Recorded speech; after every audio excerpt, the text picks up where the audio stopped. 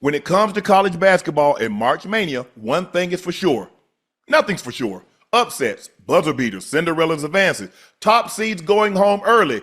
It's all gonna happen. Bet the unexpected, every upset, every day with DraftKings Sportsbook. With live betting, exclusive content, promos, and parlays, DraftKings is the ultimate college basketball destination for March.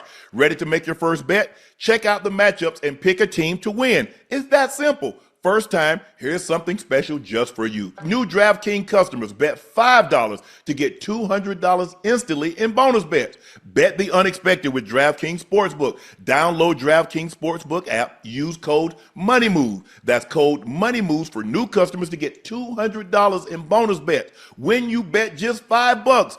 Only at DraftKings. The crown is yours. All right, listen up, taxpayers. It's time for what you all really tuned in to listen to me for. Financial advice. Tax season, Boost Mobile wants you to turn your tax refund into 6 months of saving. When you buy 6 months on their best unlimited plans, Boost will give you another 6 months for free. That's like 6 times 2 divided by 1, carry the, a really good deal. They told me I should have been a tax accountant. Well, would you trust me with your money? Well, that's great news because I'm not done yet. Visit Boost Mobile store during tax season and enter to win up to $10,000 to double your refund. Or if you're really good at math and money stuff like me, pay off what you still owe. Okay, time to take my financial advisor hat off and put on my lawyer hat. Requires upfront payment, tax and fees extra, terms and exclusions apply. Visit boostmobile.com for full offer terms and sweeps details. And now I get back to my boring old day job. Head over to your nearest Boost Mobile store and make the most out of your tax refund. This episode of Nightcap is brought to you by Cologuard, a non-invasive colon cancer screening test. Did you know colon cancer is considered one of the most preventable yet least prevented cancers? When caught in the early stages, colon cancer has a survival rate of 90%. So screening and early detections are key to reducing overall colon cancer deaths. That's why the American Cancer Society recommends that if you're at average risk, you begin screening for colon cancer at age 45. And a convenient way to do that is with Cologuard test. The Cologuard test allows you to be in control of your colon cancer screening through prescription-based tests delivered to your door with none of the prep that's required for a colonoscopy. No liquid prep, no days off, no invasive procedures. Plus, Cologuard test is affordable. Most insured patients pay $0, and a follow-up colonoscopy is needed after a positive Cologuard test. This is usually covered by insurance also. So if you're 45 years of older and at average risk, you can ask your healthcare provider about screening for colon cancer with the Cologuard test. You can also request a Cologuard prescription today at Cologuard.com/podcast. The Cologuard test is intended to screen adults 45 and older at average risk for colorectal cancer. Do not use Cologuard test if you have had adenomas, have inflammatory bowel disease, and certain hereditary syndromes, or personal or family history of colorectal cancer. The Cologuard test is not a replacement for colonoscopies. High-risk patients' Cologuard test in adults 45 to 49 is estimated based on a large clinical study of patients 50 and older. False positives and false negatives can occur. Cologuard is available by prescription only. The legend continues. Get ready for an all-new bonus episode of Pitino, Red Storm Rising, only on Vice TV. Vice Sports has followed Coach Rick Pitino in the St. John's men's basketball monumental season as they won the Red Storm's first Big East regular season title in 40 years and are favored to win their first conference tournament championship since 2000. The series captures the team's inner working and Pitino's old-school coaching style as it takes a candid look at the highs and lows that marked Pitino's storied career as he returned St. John's to prominence in his New York City hometown. Cameras follow Pitino and the Red Storm on campus to alumni and booster events, press conferences, private settings, in-game huddles, pre-game, halftime, and post-game locker rooms, on road trips, in coaches' meetings, and NIL discussions, to name a few. The high-stakes bonus episode will offer viewers a review of the Red Storm's performance in the NCAA men's basketball tournament leading up to the Final Four. The Pitino Red Storm Rising finale airs Thursday, April 3rd at 10 p.m. Eastern, only on Vice TV. Go to vicetv.com to find your cable channel.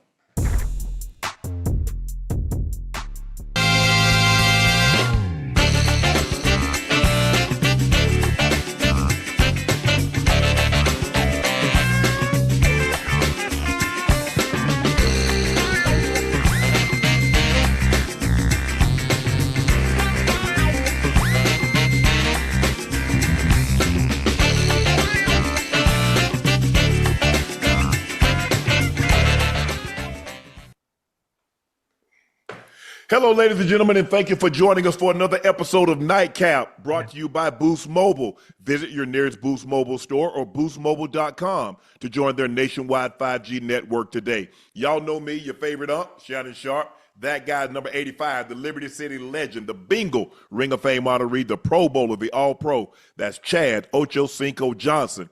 Please make sure you hit that subscribe button. Please make sure you hit that like button. Yeah, I'm reading these kind of fast because I am so pissed at the Lakers and LeBron James, mainly LeBron James. Guys, make sure you go subscribe to the Nightcap podcast feed wherever you get your podcast from. Thank you for joining us tonight. Thank you for all the nights that you joined us. Thank you for your continued support. Please make sure you check out Shea by Le Portier. We do have it in stock, and if you cannot find it in a city or a state near you, order it. We will ship it directly to your door. Please drink responsibly and stay safe. Go follow my media company page on all of its platforms, Shay Media, and my clothing company, 84 with 84 being spelled out. Everything is restocked. The link is pinned at the top of the chat. Supplies are limited, and once they're gone, they're gone. So please grab yours while supplies last. Tickets for our Not Safe for Work tour went on sale this morning. Our 8 stops are Baltimore, Philly, Charlotte, Los Angeles, Miami, New York, Chicago, and Detroit. Tickets can be found at shaymedia.com/tour. Link is also pinned in the chat. Guest lineup is looking really, really good. You guys don't want to miss out on this. Go get your tickets now. We've got Ryan Coogler joining us a little later. I can't wait for that one. That comes out, Sinners. But first, the Lakers snatched victory from the jaws of defeat. No, let me take that back. They snatched defeat from the jaws of victory. Yeah. Had a lead. With 12 seconds, they're up 5. LeBron gambled, and he's been gambling all night, and he's been getting away with it because they missed. Yeah. In that situation, you don't gamble. The only thing that can hurt you is a 3. He gave up a 3. Now you're up 2. Okay, he gave a lazy pass to Austin Reeves. Now you're down 1 with 6 seconds. Austin Reeves makes a fantastic play, and guess what? Josh Giddey from half court knocks the bomb. This one's on LeBron. Yeah. This one's on LeBron. He has not played well. Now, he got the tip in last night, and it bailed him out because he didn't play well against the Magic. He was 0-3 from the 3. Last night, 0-3 from the 3. Tonight, 0-7 from the 3. He was 9 of 20. No, he was 8 of 20 from the floor. Go check what he was last night, like 4-14. This won't get it done. This was a game. They had the game, Ocho. Yeah. 12 seconds, you're up 5. Why would you gamble in that situation? Why? And then why would you give a lazy pass in that situation? Right. Up under your own goal? Come on, man. I just don't get it. I don't get it. I don't know what's going on, but he has not played well the last 3 games, the tip in notwithstanding. But you go back and look at it, it is what it is. I'm not saying anything that anybody that have watched the Lakers over the last 3 games is not thinking, but unfortunately, a lot of them don't have microphones, so they can't say it. Right. But what I'm saying is what you've been thinking. This one is on LeBron. 44 effing points in the 4th quarter. Normally, Ocho, it's the 3rd quarter. Tonight, they held the Bulls to 17 points in the 3rd quarter. Yeah. Only to give up 44 in the 4th. I'm trying to look at Josh Giddey and Huerta guarded LeBron. Josh Giddey, again, had another triple-double. The other time they played him, he almost had a quadruple-double. Triple-double, he was 2 steals away from a quad-double. Tonight he had a triple-double, and he guarded LeBron. Huerta guarded LeBron, and LeBron just was perfectly content to stand his ass in the corner. Yeah. And, okay, Luka, you do it. Okay, Austin Reeves, you do it. Yeah. That's not good enough. But listen, that's the point. That's the point of having a supporting cast. That's the point of having a supporting cast to bail you out of situations like this. When you have They've a bad been bailing pass, him out the last 3 games. But that's only 3 games, man. That's only 3 games. Think about. Realize he's been out for 2 weeks. Yeah. Okay. I understand, but he's been out for 2 weeks, also coming back off an injury. So are we understanding? Maybe he's in not, the game. We're not doing that. We're not No? doing Okay, that. okay. He's Oh, on the listen. court. I see 23 with James on the back. Right. If he's not healthy enough, sit down. Yeah. But what we're not going to do is make excuses. We don't do that here. Right. All right. Well, listen, he hasn't played well the past 3 games. He hasn't. They had it in the game. They had it in the bag tonight. Obviously, the game of basketball being a game of runs. It was up and down. I thought they had the game sealed. I'm not even gonna lie to you. I thought they had it sealed towards the They end. was up 5 with 12 seconds. Exactly. But I I'm get just up. trying to figure, why would LeBron in that situation gamble? Why would he gamble and leave a 3-point shot? I mean, he left the guy open. That's a shoot around 3. Right. Williams was wide open. Why in that situation? That's what I don't get. LeBron has too much basketball IQ to know in that situation. Ocho, it's kind of like a corner. Yeah. Why would you gamble in a situation like that when you're up 4? Why would you try to take the slant away and the dude runs a slow go? In this situation, Brian, you don't need to gamble. Right. Make him run time. If the guy hit a tough shot, so be it. But you can't give him a wide open 3. You can't be lazy on a bounce pass under your own goal. Giddy gets it, fires it back to Kobe White. He nails a 3. What was a 5-point lead with 12 seconds? You find yourself down 1 with 6 seconds. Yeah. Every starter for the Lakers was minus. Had a negative plus minus. Finney Smith, minus 10. LeBron, minus 10. Jackson Hayes, minus 9. Luka, minus 1. Reeves, minus 10. Everybody that came off the bench that played 4 guys was plus. Plus 9 Vanderbilt, plus 13 Vincent, plus 3 Godwin, plus 5 Connect, even though he didn't score a point. Another thing, guys, you turn the ball over. Finney Smith, I know you're upset because who caught you? Worthington caught you with an elbow. Yeah. But if they didn't call it, you can't push the man in the back. They're going to call a foul. Every time. Godwin, you can't shove the guy. Even though he shoved you, they didn't call a foul. You shove him in the open court. Yeah. They're going to call it. Every time. I mean, ain't nobody going to fight. Why you shoving? Y'all not going to square up. All you're doing is giving the ball right back to them after they got a field goal. Right. I mean, that was that. Hey, Listen, look, I've only been around JJ a little bit at ESPN, but I know he losing his mind. Oh yeah. Wait, you might be losing your mind a little bit more than JJ. Well, No, I promise you I'm not. I promise you I'm not, because it's the mistakes like that. But see, he's not going to tell LeBron what he needs to tell LeBron. In that situation, LeBron, you can't do that. You can't gamble and then turn the ball over. And then nobody picked up Giddy. So you're going to let him get, so you're going to let the guy, how many times, Ocho, do you think guys practice half-court shots? Right.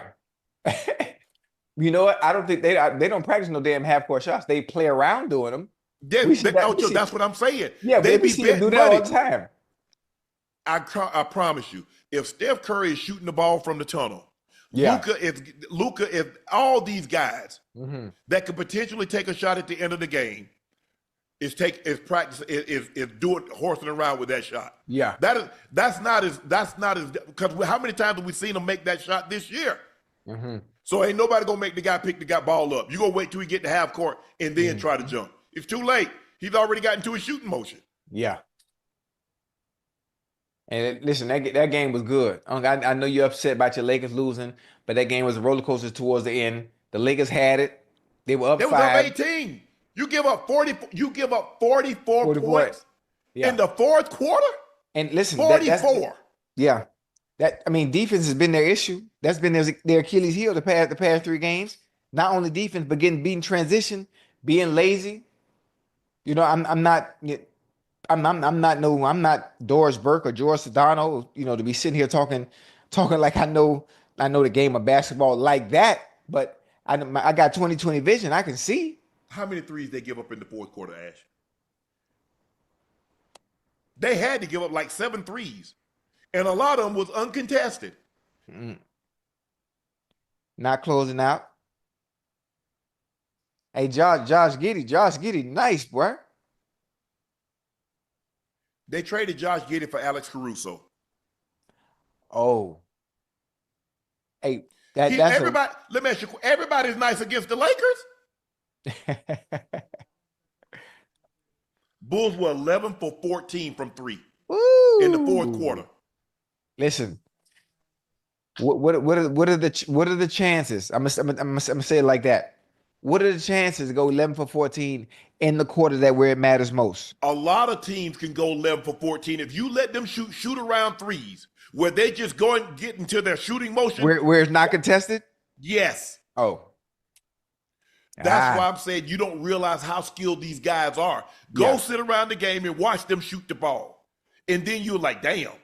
You're more surprised that they miss than when they make it. Make it, right. Because you see them guys that I'm talking about, they hitting 7, 8, 9, 10 shots in a row from the three. I mean, what do you expect to happen? You turn the ball over, you get lazy, you gamble, you take unnecessary risks that you don't even need to take that risk. I don't even know why Bron would even put himself in that situation. Right.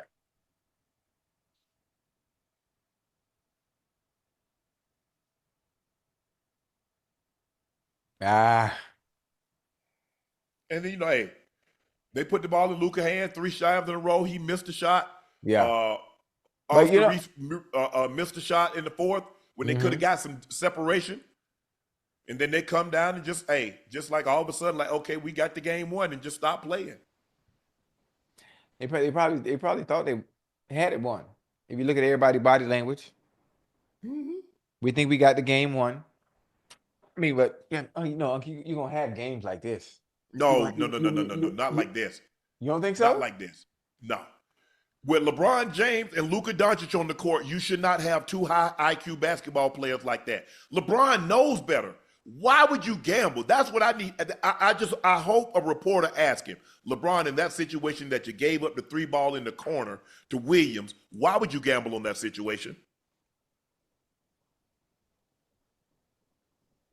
See, do your Ocho. If I get beat doing my job, I was doing my job. You can live with that. I'm not going to get beat doing someone else's job because everybody's looking at you. Now, there ain't nobody going to say it, but everybody's like, well, damn, Brian. Had that been somebody else, you like, huh? Stop. Look, sometimes, and Luka's got to stop this damn complaining, bro. It's annoying as F. Oh, to the ref. Ocho, every time, Luka, every time you're not getting fouled. Right. You're not. And you got to get back. Everybody, LeBron, you got to get back. They sitting there talking about he fouled me. Well, they're not going to blow the whistle once the guy got the ball and heading up the court. Yeah. Now they're playing 5-on-5. They're playing 5-on-4. They get a 3 in transition or they get an easy basket. Come on, guys. Yeah.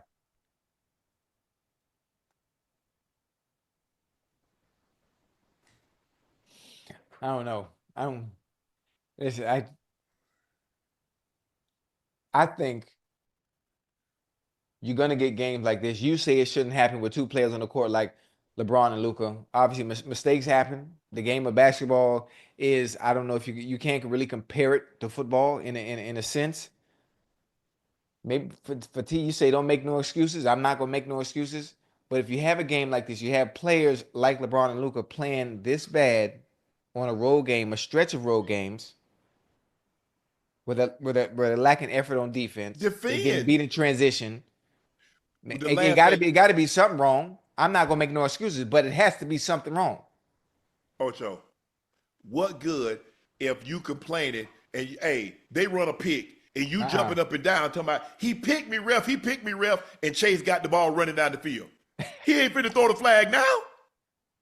If he didn't throw the flag at the point of contact, he's not finna throw it once the guy got the ball and running down the damn field. But you gotta understand, this is something Luka's been doing since he was in Dallas. This ain't nothing new. Yes. Yeah, this ain't nothing but new. he doesn't. I hope at some point in time he's gonna have to realize, bro, you putting our team at a disadvantage because while you're standing there complaining or you're sitting on the floor, they're on a 5-on-4 transition against us. Right. Now, we don't want to give up a layup, but now we're giving up transition guys who are just walking into a wide open 3. Understandable. That's something. It has not happened often, but it's happened. This one's on LeBron.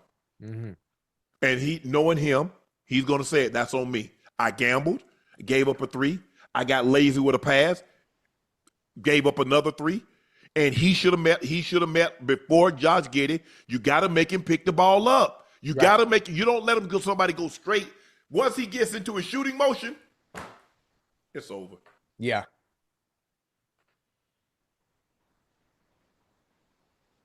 They got Kobe White out there looking like Kobe Bryant. For the second game in a row against the Lakers. Hell, he played great against the Nuggets too the other night. He was sensational against the Nuggets. But LeBron had more field goal attempts than points. Last night, he was 4-14. He had 14 points. The other night against who they play? Orlando. Did they play Orlando? Same thing. Yeah.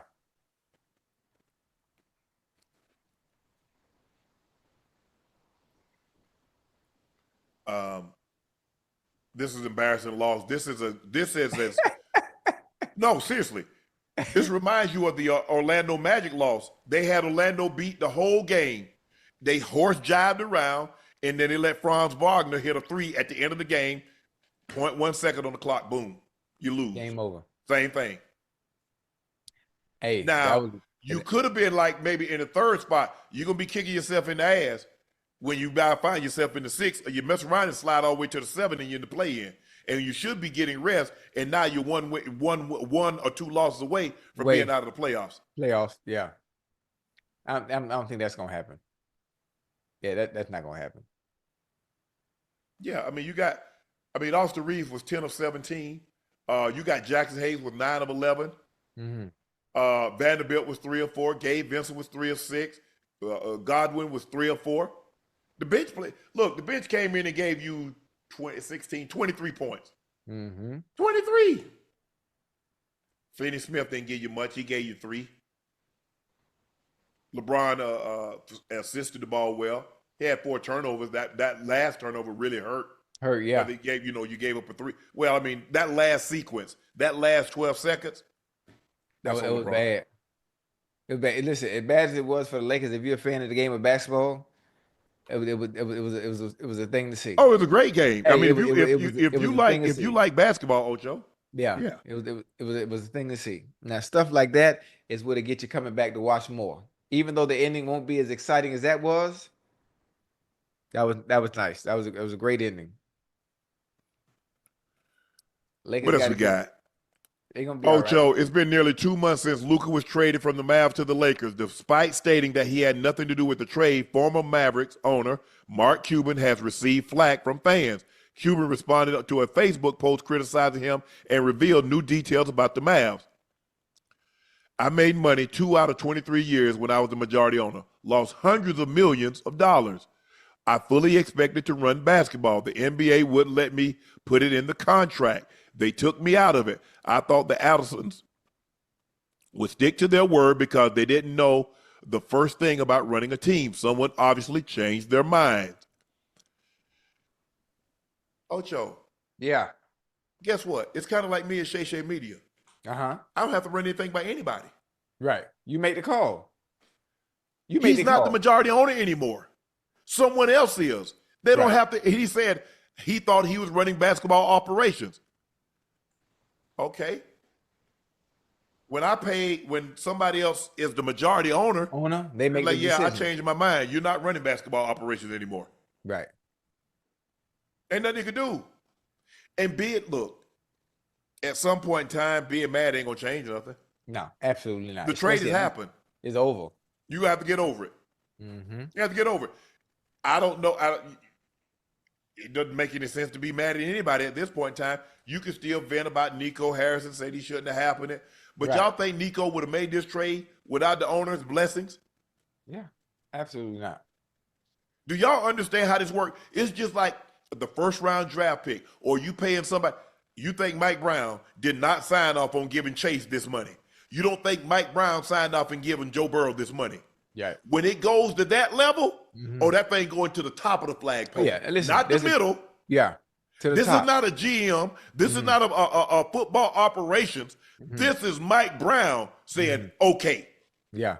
I mean, listen, there's a pecking order and everything, huh? Yes. And everything before the decisions are made, unless you're the top dog, and the one who cuts the checks and your name is on the check, there's always a pecking order, and everything goes as follows before decisions are made, especially important ones like that. Yes. But I mean, look, Cuban has made it, but Cuban said he said he would have never done the deal. Right. He also said that, look, and go back and listen to the interview. What he was talking, I sat down with him this summer, and he's like, look, he's gonna look to move the team because his kids, he don't want them. That was his goal. That was what he wanted. He don't want his kids to be under that kind of pressure. And he said, if you notice, venture capitalists, big business that have other things, they can build casinos and they can increase other streams of revenue. He said, I've lost money I've made money 2 of the 23 years in which I've owned the team. Lost hundreds of millions. Yeah. It's not how much you make. How much you can keep. It's when Uncle Sam comes and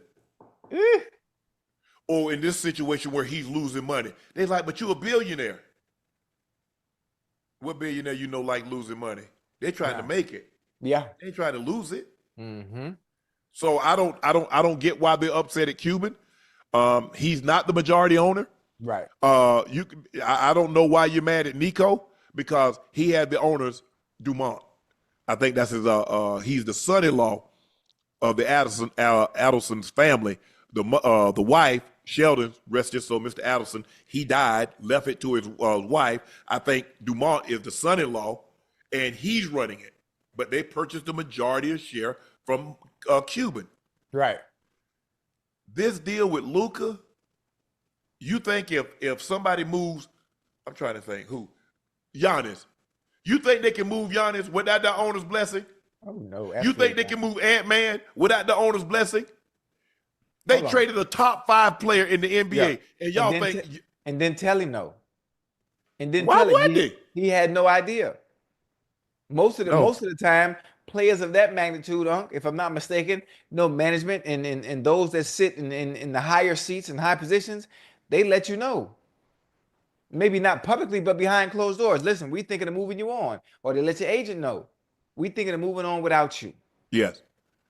We thinking about going in a different direction. Right. But why would time? But this is one of the few times where it out the blue, it even surprised him. Hell, let's surprise me. Look, there couldn't have been that many people that known, because it didn't get out. You're not going to tell 5, 6, 7, 8 people something and it not get out. Get out, yeah. Especially like that though. Something like that, of that magnitude. You know, folk can't hold no water, man. No, of course not.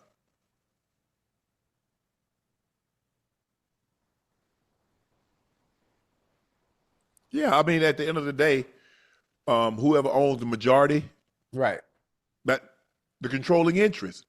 Mm-hmm. So that's just like, well, what's going to? I mean, this is one thing. It's like the Cowboys. Everybody knows. Don't nobody blame anybody else for anything but Jerry, because Jerry controls everything. One person. James Harden spoke to Overtime about his career and had this to say. Let's take a listen, Ocho. Yes, sir. You're 35 years old, but you're still balling out. What is your secret to longevity? The work. I don't feel like I get enough credit for the work that I put in. You know, people want to talk about everything else that they honestly do not know about. But in honesty, the work is being put in.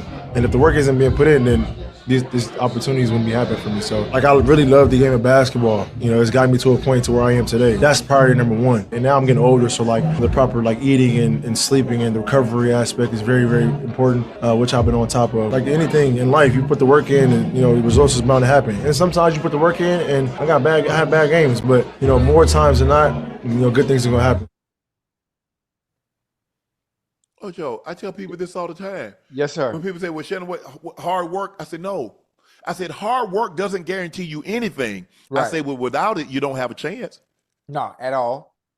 And And he mentioned it. As he's got older, he had to work harder. He had to change some things. Yeah. He changed his eating habits. Yes, He sir. probably doesn't go out as much, or if he does go out, he doesn't stay out as long. Things have to change. You're not the same Yeah. as Especially we you- start as you to get age. older. You might Yeah. think it, but the body Yeah, you can't knows see it. it. You know, especially elite athletes like a James Harden, Yeah. you don't see it in your game. You never see it in the game. You think everything is still the same. Mm-hmm. But everything changes as you get older. I'm sure his numbers don't look the same as they once did when he was in his prime. No, because he doesn't have the ball like he once did. He's not reliant because you got to Right. realize when he went to Jersey, Brooklyn, Right. he got KD and Kyrie. Oh, that's too much. Okay, he goes to Philly and he Right. has Joel Embiid. Uh-huh. So now he's not. Now he has Kawhi. He had PG. Yeah. Now he has Kawhi and Norman Powell. So he's not asked to do what he once did, where he was the entirety of the show in Right. Houston. He's 11-time All-Star, 3-time scoring champ, 2-time assist champ, 7-time All-NBA. He was an All-Rookie selection. He was a 2011, 2012 Sixth Man of the Year, a 2017-18 MVP, and a member of the 75th anniversary team. Yeah. Impeccable resume. I have a Go ahead. question. Despite James Harden, based on the resume and all the accolades that you just named, I think to me, one of the greatest scorers of all time as well. Yeah, he is. Hall of Fame. Yeah. Yeah. Outright. Regardless of having rings. Yeah, he's an all-time great. Okay. That's why he's a member. He's not a member of the 75th anniversary team for no reason. Right. I mean, you look at the numbers, what he's put up. He's a scoring champ. He's an all-NBA selection. He's an all-star. Right. 2-time assist champ. Yeah, he's very deserving. He's one of the top 75 players, regardless if he has a championship. Okay. But I think, like, in the situation, look, people try to say it's just rings. It's not just rings. Because if it was just rings, the Celtics would be littered with GOAT players. Right. Because they have players that have more rings than anybody. Russell has more than anybody. They have another 3 guys that have 10 rings. Several other guys that have 8 or 9 rings. Nobody ever brings those guys up into the GOAT conversation because there's other things also.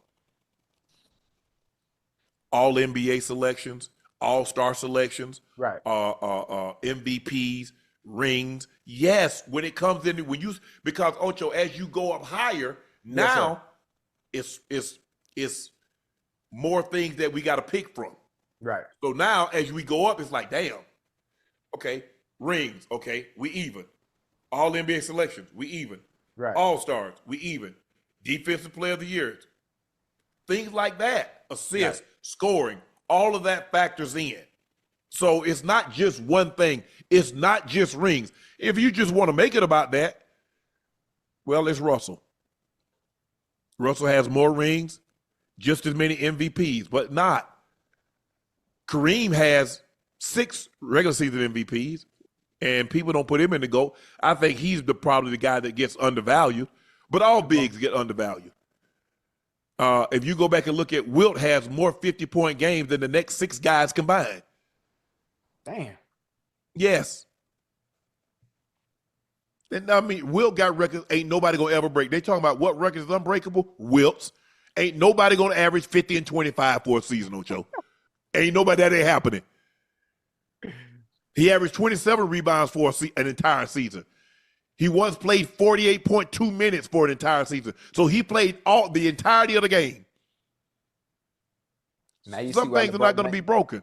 But James Harden, I don't think he gets enough credit because we look at his body and he's not sculpted. He don't got shoulders like Dwight. Right. He ain't aesthetically like LeBron.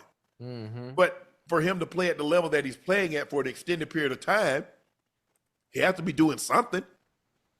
Consistently at that. Consistently. So, what we got? Brock Purdy says he's about about 40% of the time, he's not able to see his intended target on throws downfield due to the size of the lineman in front of him. He talked Man. about how important it is knowing coverages, scheme, and knowing where his receivers are supposed to be. How common is this? Is this typical for quarterbacks who aren't very tall? Yeah. Yeah, it happens all the Brees. time. Huh? All the time. Drew Brees, Baker Yeah, Mayfield, Russell Wilson. Russell Wilson. You have to throw between the linemen. You have to trying find to think. That's why they call it throwing lanes. Yeah, and you got it, and you have to anticipate as well. Yes. I mean, it's been. Remember Doug Flutie? Hell, when Doug Flutie played. Yes. Well, what you think. think? What you think Kyler Murray sees? Oh, man, what? That's I couldn't think of it. Kyler Murray. Hell, half the time he probably looking at the lineman ass. Who else is short? Huh? Who else? I know everybody. Kyler, Drew was short. Baker Mayfield is short. Short. Russell Wilson. Yeah, I said Russ. Trying to think who else. Tua. Oh yeah, Tua is not that tall. Bryce Young. Okay, Bryce is short. Yeah, Bryce is in that boat too. But you know what, Ocho? I'd have said that after I got 50 million. Yeah, I wouldn't have said it before. I ain't said nothing. But anyway, listen, the fact that he did say it, he's still in a good position anyway, because he's already put in the small sample size of work. Well, he's going to get his money anyway, regardless.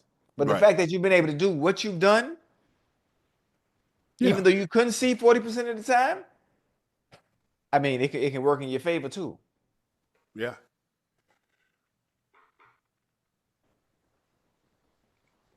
Yeah, I mean, look, Mike Vick wasn't the tallest. Johnny Manziel wasn't tall. Yeah, no, not at all. Not at all. How tall is Hurts? It's not like Hurts 6'5".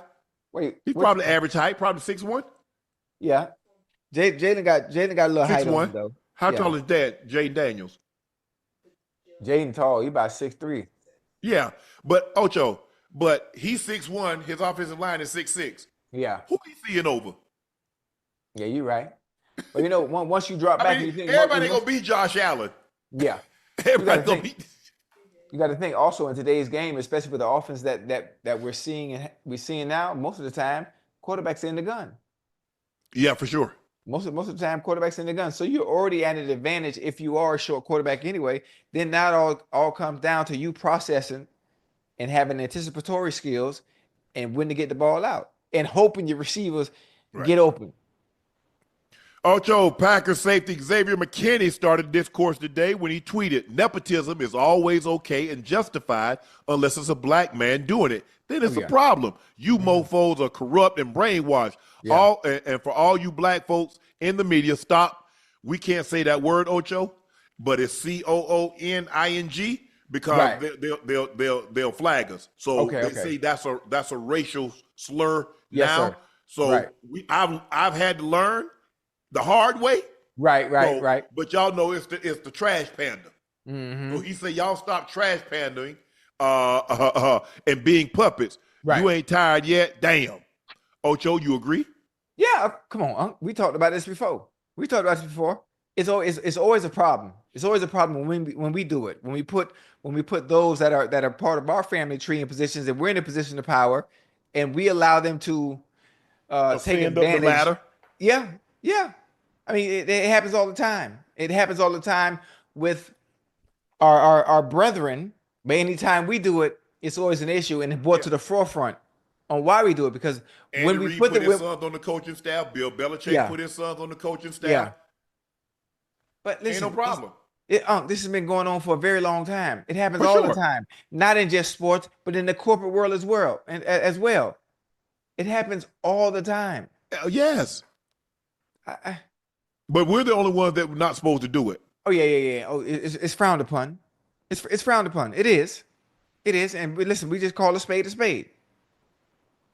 A lot of times we be doing it though. They don't really talk about no nepotism. Right. They're like, hey, I'll get in position. I'm And we see it all the time. People get in position, they hire their homeboys all the time.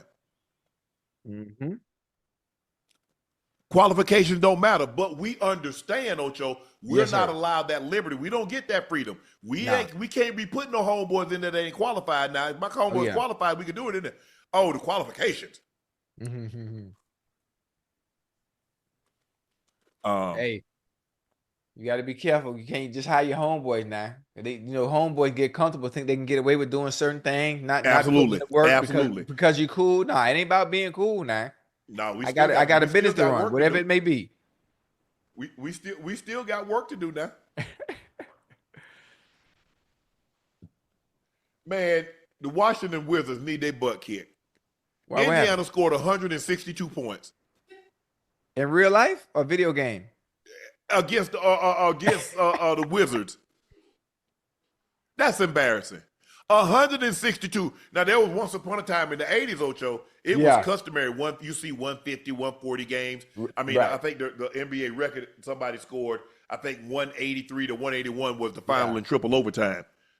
But this was a real game, and we're not talking about the All-Star break. No, we're not talking about the All-Star game.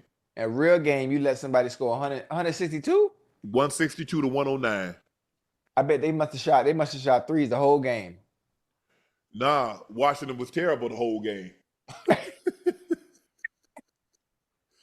Let's see. The Wizards route for the most points in NBA franchise history and the most allowed. They had 9 players in double figures. The Pacers did. Let's see. Pull up the box score right quick so we can get this. Ocho, and they did this on the road. They weren't even at home. And no player played more than 25 minutes. That's nasty. Halliburton had 29 and 25 minutes. Miles Turner had 17 and 21 minutes. Neesmith had 11 and 19. Siakam had 13 and 23. And then guys just went to work. That's crazy. That's embarrassing. Somebody didn't care. They shot 64% from the floor, 57% from the three. They were 27 of 47. 17 of 19 from the floor. I mean, from the free throw line. But yeah, McKinney's right. Jordan, blacked out. I mean, I wish my kids wanted to do something in here that I could, look, you start, you ain't got to, send no resume in. Because you know the CEO. Tell them who your reference. The CEO. Listen, when your kids come in, are they gonna want to do the work? That's what I'm saying. Understanding how serious you are about Club Shake. They know about Nightcap. They know. Understand. Hey, this train got to keep rolling now. Mm-hmm. Yeah. I think you got to be wary. You got to be wary. Sometimes your kids want. But they don't want that. I mean, I'm tough. I mean, I'm probably tougher on my kids than I would be somebody else, and everybody knows that works with me. They know the expectation that I have. Right. Gosh, what did Kayla say? I don't want to work for my daddy. He yelled too much. Oh, I am. Oh, absolutely. Yeah, and make no mistake. I'm tough on everybody. Hell, if I'm tough on my damn self, what I'm supposed to be easy on everybody else? I should be easier on myself. Russell Wilson is coming to the Giants with the expectation that he'll be the starting quarterback. In his presser, Ocho, he said, I expect to be the starter to come in here and be ready to rock and roll every day. I think this team is really looking for somebody to lead them in every way. Is this a match made in heaven for the Giants, Ocho? I mean, listen, or do you still remember now, Ocho, before you go? Come on. They gave Jameis 2 years, $8 million. Russ basically is a 1-year deal for $10.5 million. That's guaranteed. He can make up to $21 million, but he got to win he gets X amount of dollars per win or something like that. Right. But anyway, do you see them taking a quarterback with the third? I think the third pick. The third. Where are they picking it? Listen, I don't care if they had 30. Third. Go ahead, Ocho. I don't care if they had 37 quarterbacks on their roster right now. They taking a quarterback come draft time because there's still no quarterback of the future. Now, whoever they draft at quarterback, they have somebody they can learn from and learn behind for a year before they're put into that offense. And depending on how the play from whoever starts, whether it's DeVito, whether it's Jameis Winston, whether it's Russell Wilson. Man, stop. DeVito ain't starting. You know damn well DeVito ain't starting. Stop putting that out there. I'm just calling the names of the people on the roster, baby. Let me get my point across. But either way, it could be it could be Shador, it could be Cam Ward. They might even surprise us and pick somebody else. You never know. You know how the draft works. Right. And sometimes when it comes to their decision making. But either way, I think Russell Wilson's probably going to be the starter. Everywhere he goes, he's the ultimate, not only competitor, but his approach to the game and willingness to learn the offense and obviously be a team player and all that good stuff. He says all the right stuff. Yeah. So there's a reason why the Giants wanted to extend that grace to him, allow him another year. And I'm excited. I mean, Russell Wilson, Malik Neighbors, they still need to do something with the effing offensive line. Yeah. And get another, no disrespect to brother Slayton. Very nice receiver. You got Malik Neighbors, but you still need another playmaker. The Giants. But I think didn't they bring Slayton back? Isn't he back? Yeah, he's back. That's what I just said. They still need another playmaker. They just played Slate, but they still need another playmaker outside of them. To go with Malik Neighbors and Slayton. That offensive line, boy, it's abysmal. It's abysmal. Because so you're gonna have Russell running for his life. Yeah. Outside of that, there's so many things they need to address offensively to actually be competitive week in and week out. Especially when you're bringing in a quarterback. You definitely drafting a quarterback. I don't know who it's gonna be, whether it be Shador, whether it be Cam Ward, or maybe surprising to pick somebody else you might like that you've seen. But the other issues that need to be fixed, and to me, I would start with that offensive line. If I told you 5 years ago this would Russell Wilson's career, would you have believed it? Bouncing around like this, Ocho? You wouldn't have. No, probably not. Probably not, because even me, as a lover and an enthusiast of the game and understanding of it, the trajectory in which he was going was always, to me, he was viewed as the top, the cream of the top, one of the elites, because he was consistent year in and year out, year in and year out. He was consistent. He was in a place of comfortability where he knew a system. And you just go in there and do what you need to do year in and year out. Now, on the back end, things change. I wish Pete Carroll hadn't made that call. You already know what I'm talking about. Yeah. And you would have had 2 rings under your belt. Yeah. But I think, man, Seattle saw something. They saw slippage, Ocho. Okay. Ocho, he's been on his third team in 3 years. Yeah. Now, there ain't no way around it. Let's not sugarcoat it. He's his third team in 3 years. Mm-hmm.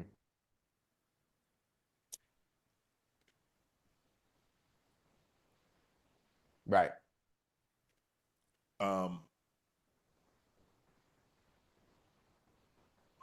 It's tough because you learned the Broncos system. You were there for 2 years. You go to Pittsburgh, you learn that system.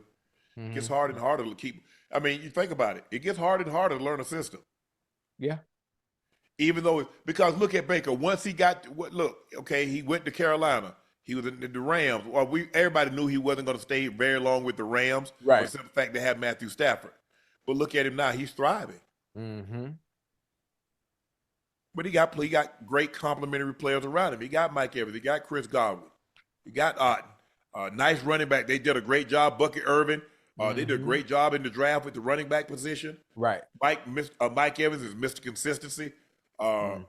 Chris Godwin went down, but hey, he's back. Yeah. That's why I think your supporting cast matters, huh? That's why I say it all the time.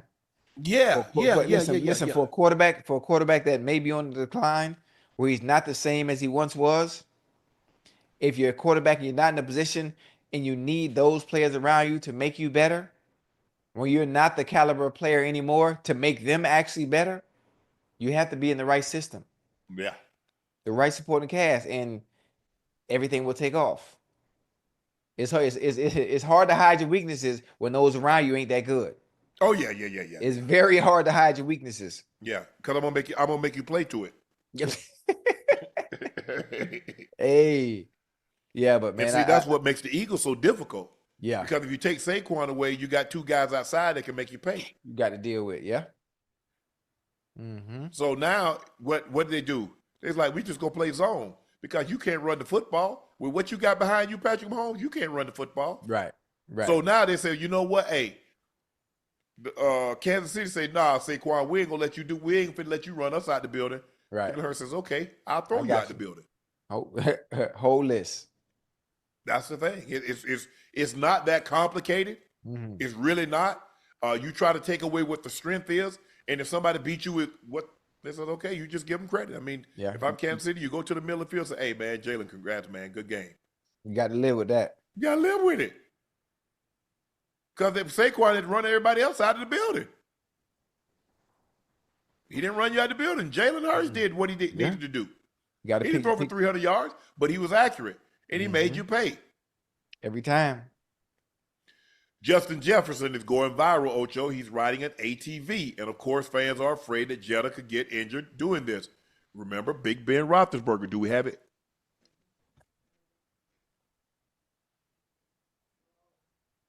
No? What? No helmet. Man, we don't wear no helmets or no ATVs, man. Okay. Now, ask Ben Roethlisberger, do he wish he had a helmet on?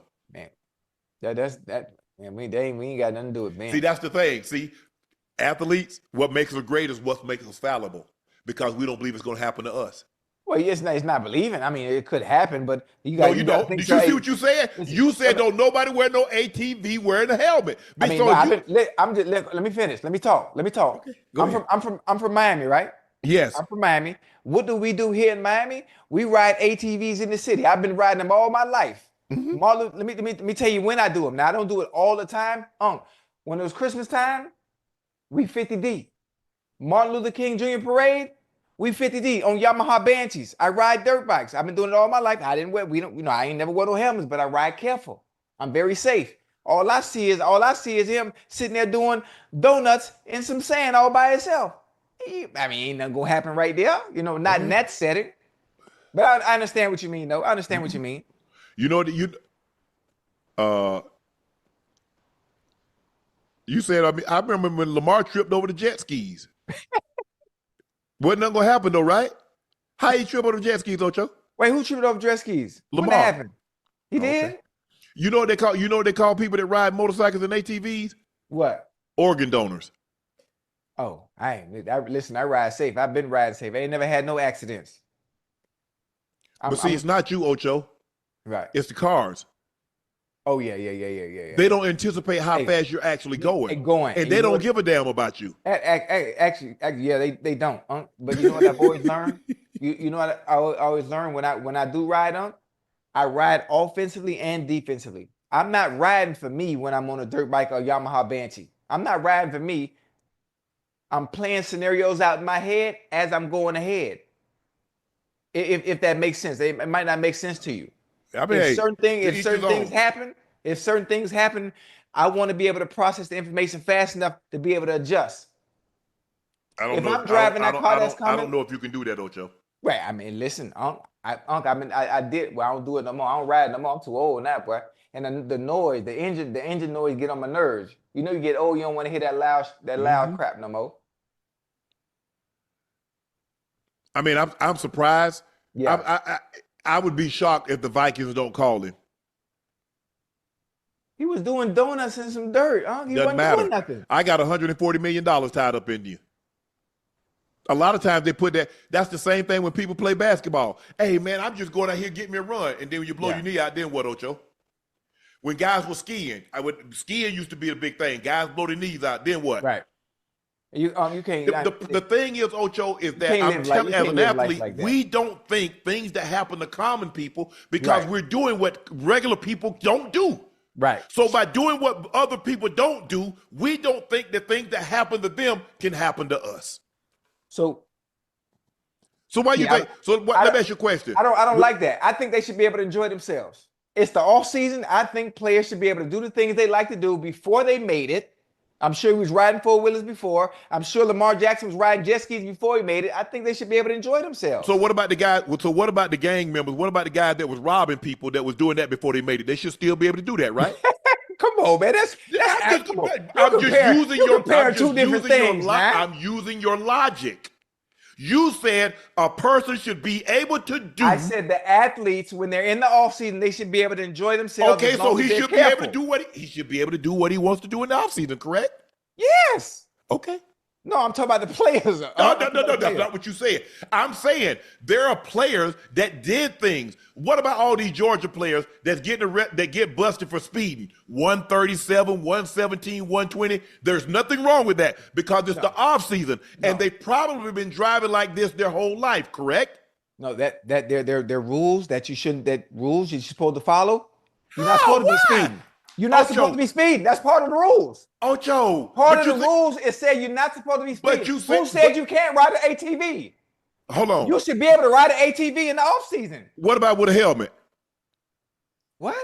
What about with a helmet? You don't have to ride it. You don't have. There's certain places you don't have to have a helmet on, right? Miami being one of them. Wherever he is in the middle of nowhere, where there's nobody around, going in circles. But what about taking precautions, Ocho? What about taking precautions? Okay. Nah, I like it. I understand where you're coming from, but no, that's the nitpicking. Hey, listen, something can happen to you when you walk out your door, no matter what. Something can happen to you. You could be driving in your car. You could a big rig can run into you. Let me ask you a question: are you more likely to get into an accident riding 115 or driving 65? What are the probabilities? Right. No, I'm asking. No, don't say right. I'm saying which is more likely to happen. Okay, listen to what you just said.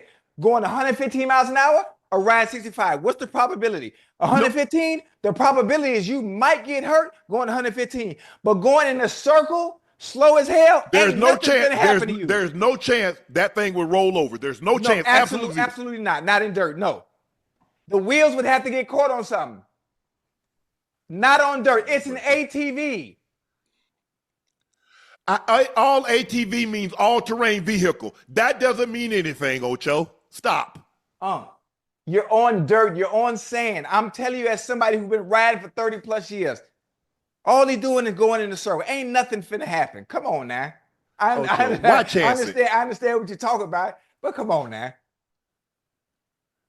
According to a government website, over 100,000 people visit emergency rooms annually due to ATV accidents. Approximately 300 to 400 die in ATV accidents per year. So nothing happens. Hey, hold on. You should see what those people doing that's dying. You should see what they You doing. said there was nothing can happen on the ATV. We're talking about the video for context. He's going in a donut in a circle. Nothing's gonna happen. So let me ask you a question. Going in a donut, has a car ever turned over going in a donut? What are we talking about? We're talking about the video with Justin Jefferson. I know somebody that had an ATV. I know somebody that had an video ATV with Justin accident. Jefferson. What are we talking about? Hey, you want to tell them what with your ATV accident, Ash? going 5 miles an hour? Okay, 10. Ash don't know how to ride no ATVs. What happened? Hey, Ash fell or flipped over? Broke a femur, fractured a rib, broke a wrist. Whoa. What? Yeah. Serious? What she ran into? She flipped over on herself. Oh, she ain't never rode before, huh? Huh? Yeah. Her whole life. Bruh, Ash grew up on a farm. I'm talking about a ranch. No, let me take it back. A ranch. Right. 10,000 acres. Right. 15,000 acre ranch. Right. She's like, no, you call it a farm. Ash mom had, 5,000 head of cattle? 10,000 head of cattle. Is that a big enough ranch for you? Whoa, 10,000? Yeah. Jesus. No, Ash. But look, Ash don't count. Ash don't really count. I don't like to put her in anything because Ash clumsy. Right. She throw her back out, getting up out of a chair. It's 85 degrees and she got pneumonia. So Ash is an outlier. So for anything that could possibly happen. So you know what, Ocho, I'm sorry I brought Ash into this. Ash Right. don't count, but these other people do count. Yeah. Oh man, that was a good one. But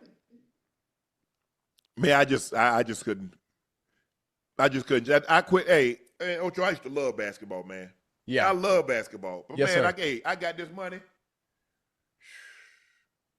said, man, I ain't finna chance this one. You got your money and you stop doing what you love. I didn't love it. No, because basketball wasn't gonna keep a roof over Mary Porter's head.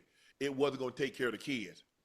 Now you tell me, now NBA players, they don't be out there playing football. No, but you see them out there playing football? No, they still play basketball in the off season. And you know what? That's their craft, Ocho. You work on your routes. Can I finish? Yes. You know what basketball players also do in the off season? They get their ass on ATVs. They get on jet skis. They go have fun on yachts. They travel. They do all the same. They do all those things. Now your mindset is a little bit different. Yeah. And it always has been, because the structure and discipline, and you always remembering what pays the bills. Yeah, for sure. You know, everybody doesn't think like that. That's why in certain situations, especially like this, you're very passionate, because if it was you in that position, I'm not doing that. I'm not taking that chance. But you know, Michael Jordan, he used to have a motorcycle club. He had a motorcycle. He used to race. He had a team, a motorcycle team. Yeah. And he used to ride hard. Mm-hmm. He had a crotch rocket. Right. So I mean, he was zipping through this. But he also had that he could play pickup basketball, because he had it written into his contract for the love of the game clause. So he could play pickup basketball. Right. At that time, not a whole lot of guys had it. But I just look, if you're gonna ride it, I would just put a helmet on. I would I'd rather be safe than sorry. Yes, sir. I just rather be safe than sorry. That's why I got off that. You know, you and I was talking about road bikes. Yeah. I always wore a helmet. Then every time I turn around, somebody had done got their ass ran over, and didn't nobody stop to help them. I said, man, let me get my ass off this bike. You remember Jay Williams? The dude? Jay. Yeah. Lost his career. Motorcycle. Yeah. The dude, the number 2 pick in the draft. Okay. ESPN. Yep. Motorcycle. Actually, our teammate got killed. Broderick Thomas, he got killed on a motorcycle. I just look. My grandfather, they played that, and so once I got big enough, old enough, he said, "Boy, they call it asphalt. It's your ass and it's your fault." So, hey, one thing about asphalt, I ain't never want one. I ain't never want one. Right. I can honestly say I've never ever wanted a motorcycle. Yeah, I didn't do motorcycles, but man, down here, dirt bikes and them 4-wheelers, and you know we ride in the middle of the street. It just man, they got New York, Philly, and Miami. New York, Philly, and Miami. When it comes to dirt bikes, and them Yamaha bands. Oh, I see. I saw Meek out there. It's like that. Every once in a while, you catch them in Atlanta, and they be about 50 or 100 deep. Wait, Atlanta too? Yeah, they got a motorcycle club. Oh, I ain't know that. Yeah, and they go. And the thing is, you need it, because all that noise, and then you could control the traffic. Right. Because once you get behind them, you can't go nowhere. No. Because they taking up all lanes of the road, and it's like 40 of them. Yeah. But I think that's the best way to ride, is to make sure you can protect yourself. Yeah. But hell nah.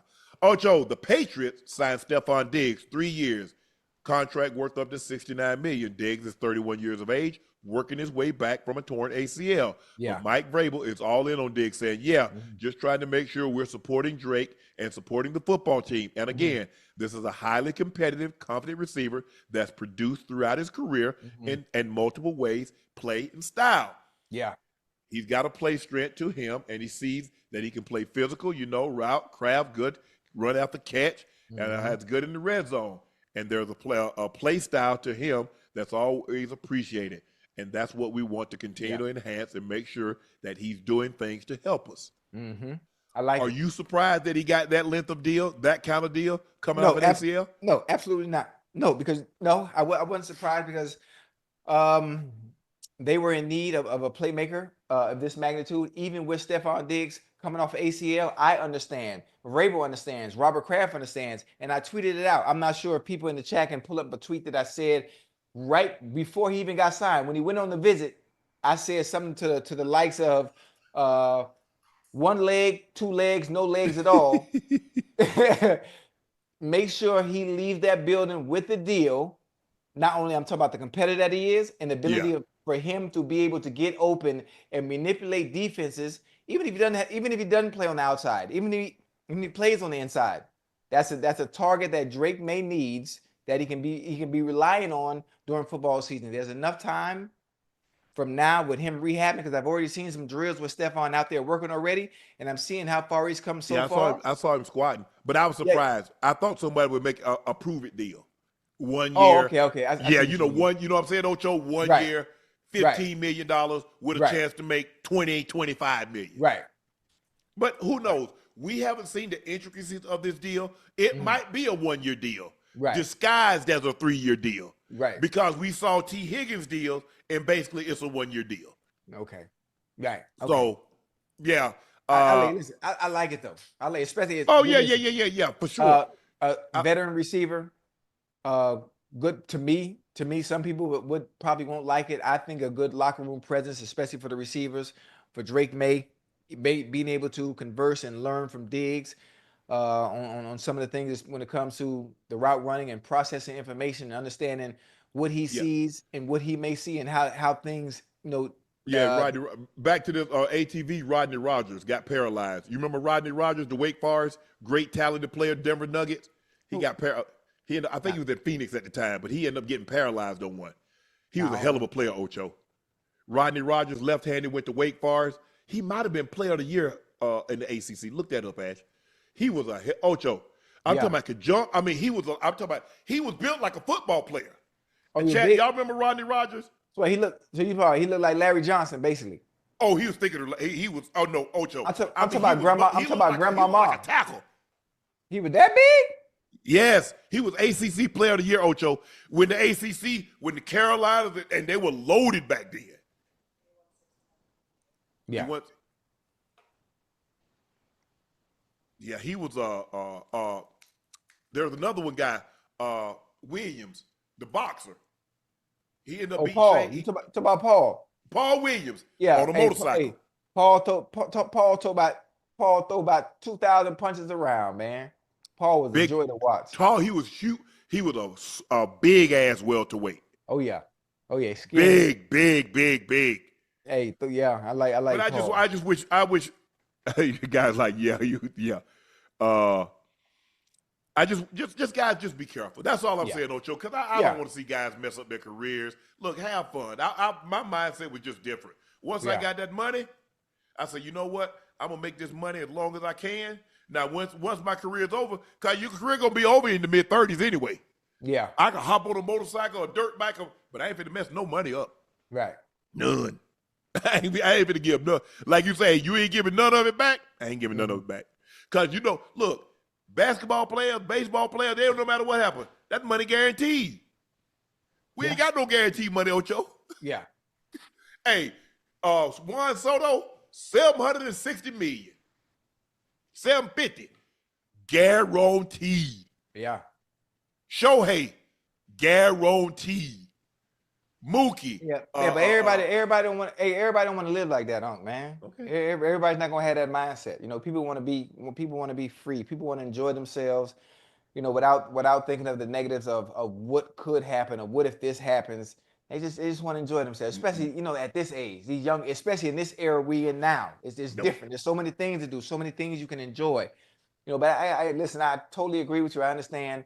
But I'd rather than be safe and free or doing things, confined in areas that they shouldn't be doing. Hey, well, if you feel that way, like I say, bless their heart. that, ain't, that ain't me. I don't. We good? We good? All right. Ocho, we got a Yo. very special guest. The director, Black Panther, the director of Creed. Yeah. He's a recipient of 4 NAACP Image Awards. He's been nominated for 2 Academy Awards, a Golden Globe, and the Grammy. He's the director, as I mentioned, Black Panther and Creed. He has a new movie that's coming out in April called Sinners. Here he is, Ryan Coogler. Ryan, how you doing, bro? I'm happy to be with y'all, bro. I'm happy that you're with us. Man, I'm feeling good, bro. Like big fans of y'all coming up. I used to play football, not as well as y'all. But big fans of y'all there, and then watching y'all transition, man, it's been beautiful, bro. Like it always warms my heart when I see athletes prolong their career. You know what I'm saying? Yeah. Well, let me ask you this, Ryan. Okay, you play football. Did you have professional or collegiate aspirations? Absolutely, bro. Yeah, absolutely, bro. I used to play with Marshawn. For real? Okay, beast mode. Yeah. We from the same neighborhood. So Okay. I played against him in Pop Warner High School and college. Yeah. I played at Sacramento State. So Ocho, bro, we both played for the same coach, man. You remember Coach Steve Mushagan? Hey, Coach Moose. Yeah, Coach Moose. Coach Moose got me my scholarship at Sacramento State. Oh yeah, look at that's me scoring a touchdown on Davis right there on UC Davis. Yeah. Oh, that's live. You a wide receiver, Ryan? I played slot. I was. You was cooking them. I mean, I not like y'all, bro, but I paid for school. You know what I'm saying? I paid for school. You feel me? There I go. Yeah. Man, that's dope, man. Hey, Coach Moose is good, man. Coach Moose. So let me ask you this. Okay, you go to college, you have a nice little college career. Yep. When did you decide to say, you know what, film is going to be the direction that I go in? Yeah, bro, it's a great question. So I got my first scholarship to a school called St. Mary's College, and it's known as a basketball school. But we used to have a football team, and then they dropped the program after my freshman year. Okay, I played quite a bit that season. Like I was returning kicks. I was playing receiver. I played a little bit of DB that year, and so I got some more scholarship offers. But while I was there, it was a woman named Rosemary Graham who taught a creative writing class, and she read something I wrote, and she was like, "Hey man, you should think about writing screenplays." My girlfriend at the time, she's now my wife. She bought me a little software that I could write screenplays with. I fell in love with it, man. So by the time I transitioned to Sacramento State, I was doing it on the side, taking writing classes and shooting short films with my homies, and then I applied to film school in 2007. It's crazy, bro, because we was I was doing real well going into my senior year, and I got an injury doing 7-on-7 where a cat was trying to walk on the team, was over eager, and he caught me on a post and broke my zygomatic arch right here. So it was I was 8 weeks off where I couldn't lift, I couldn't do anything. And during that time I realized like I need to put this application in for film school. Man, football is fleeting, you know what I'm saying? So I applied to USC film school and I got accepted. I found out I got accepted like in the middle of the season. And right around that time, man, I started to find my mind wandering when I'll be on the field. Thinking about something else. I'm thinking about a movie I want to make. I'm thinking about being on set. Yep. That shit is dangerous when you're doing that. You gotta be football. You gotta be all in. And that was kind of when I knew. You know what I mean? Right. That's dope, man. I want to talk. Listen, I'm a movie head. I enjoy films. I enjoy the arts and the crafts of it. I enjoy getting lost in character. I get very passionate when I talk about stuff like this. So I watched the trailer for Sinners, and to me it seemed like a unique blend of supernatural action, mystery and psychological theater. How did you approach this genre in bending concept, and what was it about this story that made you want to tell it? Man, that's a beautiful question, man. So I had an uncle who was from Mississippi. I'm from Oakland, but I had an uncle who was from Mississippi, and he was like the oldest member of my family, the oldest male member of my family. You know what I'm saying? So whenever I kicked it with him, he wanted to listen to old blues records and drink all Taylor whiskey. You know what I'm saying? And he passed away while I was working on Creed in 2015, and I never really reckoned with his passing. You know what I'm saying? I would put blues records on to think about him. And that was how I got the idea for this, man. Like coming off of Black Panther, was a real long movie that would kind of for everyone. We dealt with a lot of tragedies, a lot of misfortune dealing with the COVID situation. So for me, I wanted to make something that was quick, but also something that was very unique, very profound. You know what I'm saying? And I wanted to play in a genre where I can incorporate music. But I also wanted to make something that was a little scary, man. Because black folks, we like that. You know what I mean? We like going to the theater and talking at the screen. You know what I'm saying? I think it's something that Get him here and there. exactly, Here and bro. there, don't go in there. Exactly. And I think we have some incredible filmmakers that have capitalized on the medium. You know what I'm saying? Like you think of Jordan Peele. yeah, but Get Out. but Spice done his thing in that genre. Nia DeCosta's done everything in that genre. So I was fired up about it, bro. And truthfully, bro, like it was a chance for me, being a product of the Great Migration. You know what I'm saying? Being born and raised on the West Coast, to kind of get back to the South and embrace that. You know what I'm saying? Embrace that part of my ancestry. You know what I mean? I had the most amazing time making this movie, bro. That's dope. How long? I'm just curious. How long did it take to make a movie in general? I don't mean this one in specifically, but I'm just saying in general. What's the timetable like? That's a great question. So this one we made relatively quickly, but they go from they can go from anywhere from 2 to 4 years. That's what we was able to make in 1 year. Yeah. It's essentially, bro. It's essentially like imagine a season and a half of football. You know what I mean? Because it takes you 6 months to shoot, 6 months to a year to shoot it, and then you have to edit it. It takes you another 6 months to a year to edit it, correct? Yeah, man, and that's not including writing the script, because I write the script too, right? Okay. Sometimes you got to shop the movie around. You know what I'm saying? Right. So I can tell you how long my movies all took. So this is my 5th movie that I wrote and directed. Okay. Fruitville. It took Fruitville Station. Classic. Oscar right on. Classic. Man, right on. That's crazy I say that, man. But it took me about a year to make that one. Okay. Creed, we shot that. So Creed was about a year and a half. Like in a half of that year was just trying to convince Stallone that it was worth doing. You know what I mean? Right. Rightfully so. You know what I mean? He wanted to make sure that we were serious about it and make sure that it would work for him. And then we shot in January. We put the film out in like November. That was a fast one. Black Panther took about 2 years. Started working on that in 2016. Put it out in 2018. Wakanda Forever was like a 4-year movie. You know what I'm saying? Because I wrote one script. You know what I'm saying? Chadwick passed away. I didn't know didn't even know he was sick. So then I had to rewrite that. We got going. The pandemic slowed it down quite a bit, and then my lovely actress got injured, so we had to shut down for a little bit. You know what I mean? Right. And then we put that one out. So I wanted to make something fast after that. 4 years on one movie. You feel me? Right. But I was blessed, man, to be able to make something that I'm so proud of, man. Like really proud of this. Man. I can't wait to show it to y'all, man. I think y'all gonna dig it, man. Listen, I know I'm gonna dig it when you watch the trailer. For me, when it comes to anything that you do, whether you're an athlete, you have to be a special athlete that puts butts in the seats. When you're a comedian, you have to be a comedian that has stage presence to always keep the crowd engaged.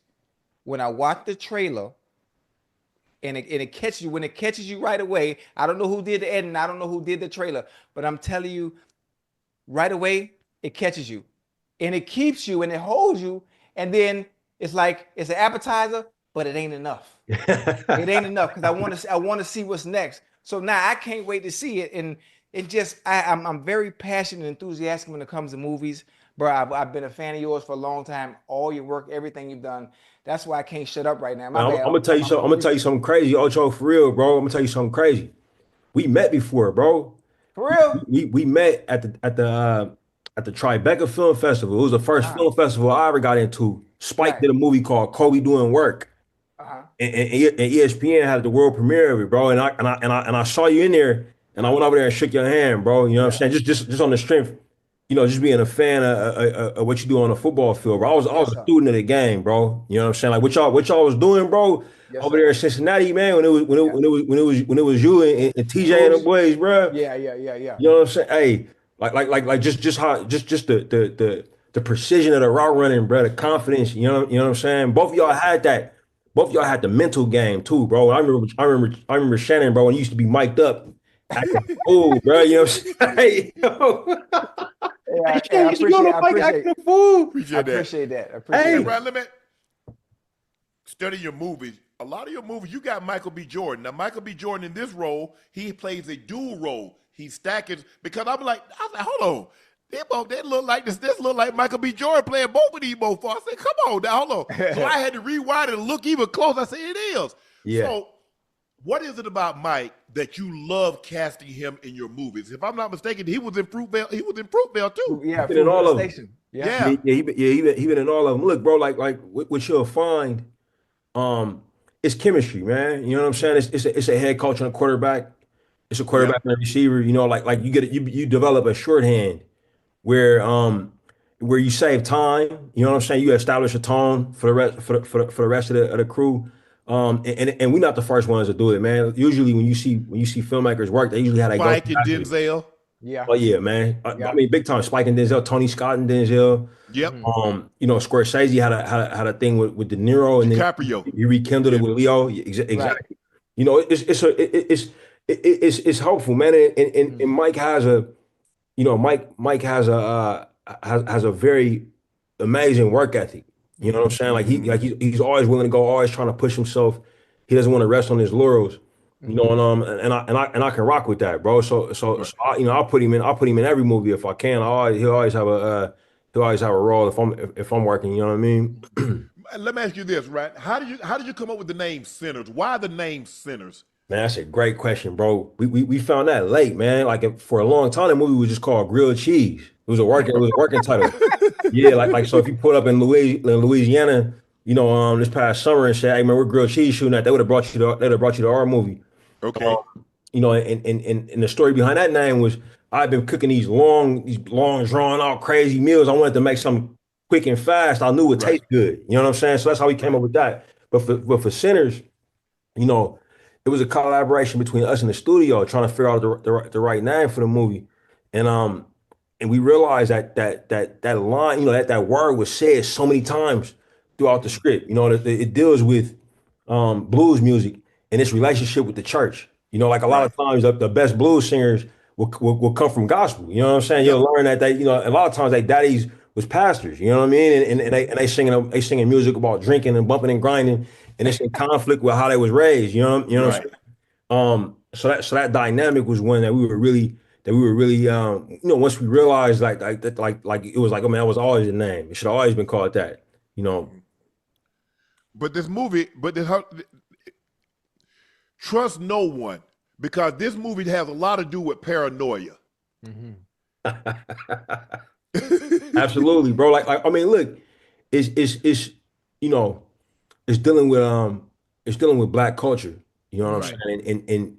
And a lot of folks don't know that. Like that you know, I would argue that blues music is the most important contribution that America has made to global pop culture. You know what I'm saying? Like, Everything originated off everything the blues. comes from that. And when you do the research, it really came from this one specific area of Mississippi. You know what I mean? Like in at that time when blues was created, it was very hard. It was a very hard place to be Black. You know what I'm saying? And people were trying to affirm that humanity, affirm that dignity at a time when it was, you know, when it was very difficult, and people were trying to keep them separate, right? You know what I mean? And for me, that experience kind of breeds a level of paranoia. You know what I mean? When you can't be out after dark in certain towns, where you gotta, you know, where everybody knows everybody. So when somebody new shows up, you know what I'm saying, or somebody who's been gone a long time, you know, it's a little bit of you know, you might look at them a certain way. You know, I mean, how did y'all come up, man? Did y'all come from places where everybody knew everybody? You could tell an outsider at the drop of the hat. I'm from a small town. There were 3,500 people with two traffic lights. Man, So we pretty much knew everybody. Now, obviously, there were people that would come back from New York or Chicago or Detroit that I wasn't familiar with, but I knew their family, and after a while, they end up staying. So we were cool. We were cool with them also. You said something very interesting, because everybody talks about the Mississippi Delta, the Delta Blues. Yes, sir. This film deals with a lot of brotherhood, loyalty, faith. Yes, sir. You did a great job of working it and putting all that together, and it came together from the trailer. For what I saw, I hadn't been to the movie since the pandemic. I'm gonna go check this one out. Oh, because right I'm on, interested to see how you tie this thing all together. Now, I saw the 2-minute trailer, but I want to see you tie this thing together for 90 minutes. Yeah. I mean, I'm proud of it, man. And Yeah. look, another reason I think you gonna dig it, man, is your relationship with your brother Sterling, bro. You know what I'm saying? Yeah. Like whenever I hear y'all talk, I gotta imagine in y'all neighborhood, y'all was known. You know what I mean? Like in that.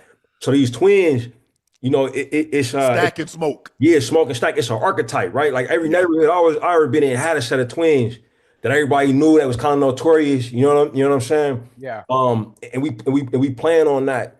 That relationship between the brothers, man. What makes them similar? What makes them different?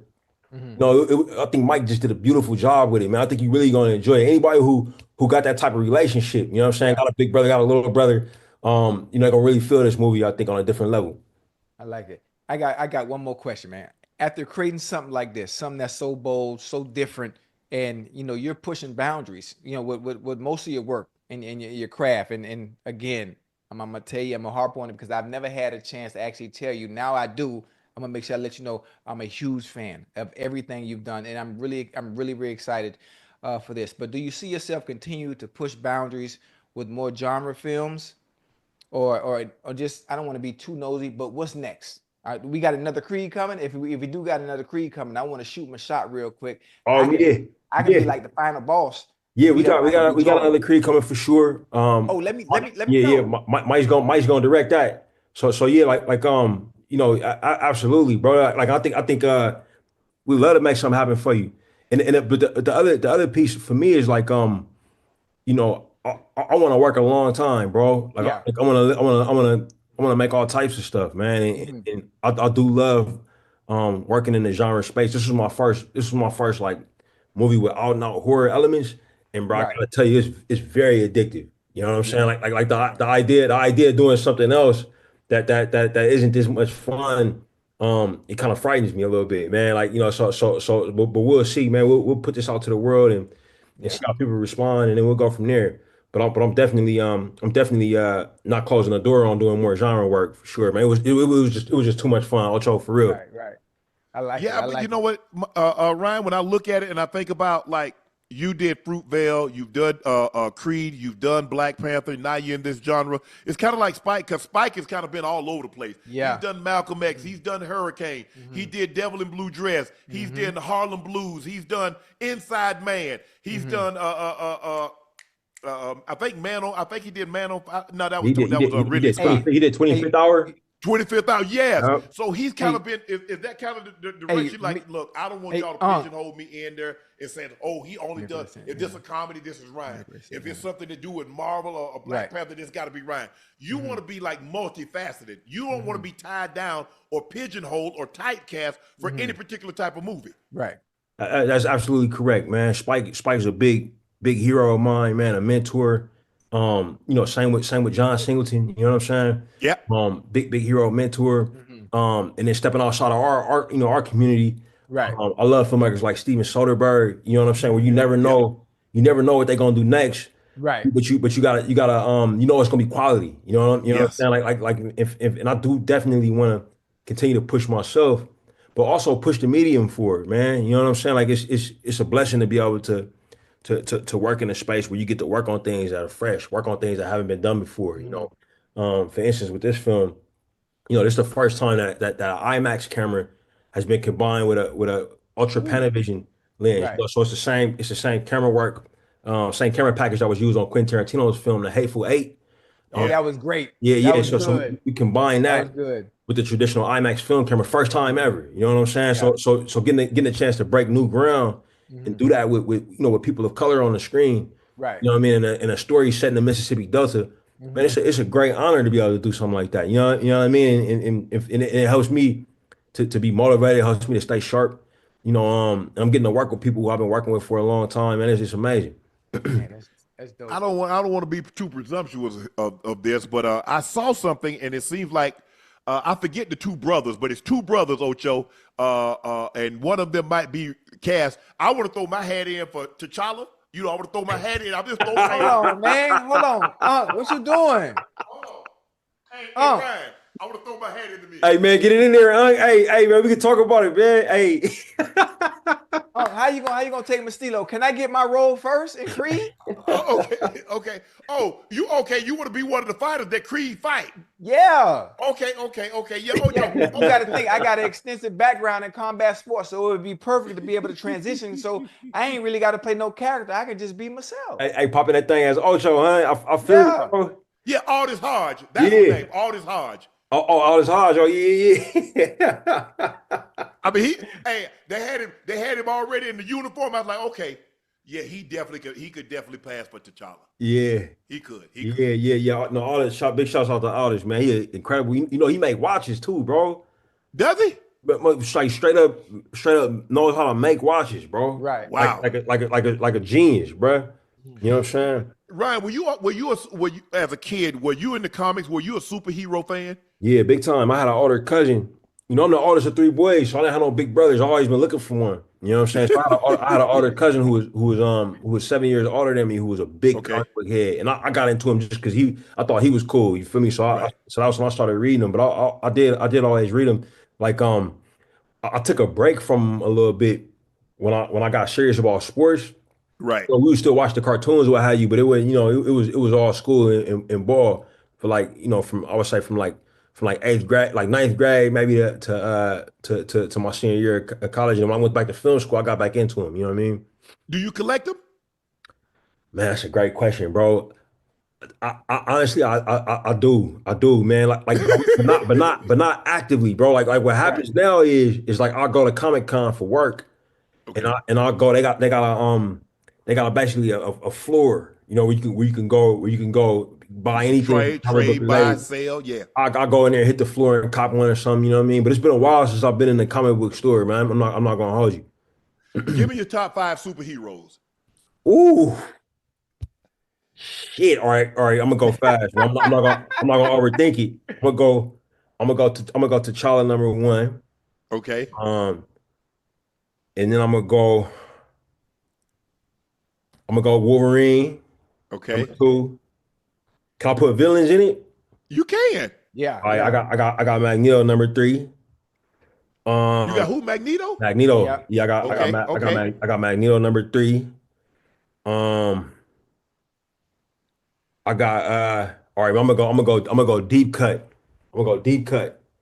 Rorschach from Watchmen. Okay. I know Watchmen.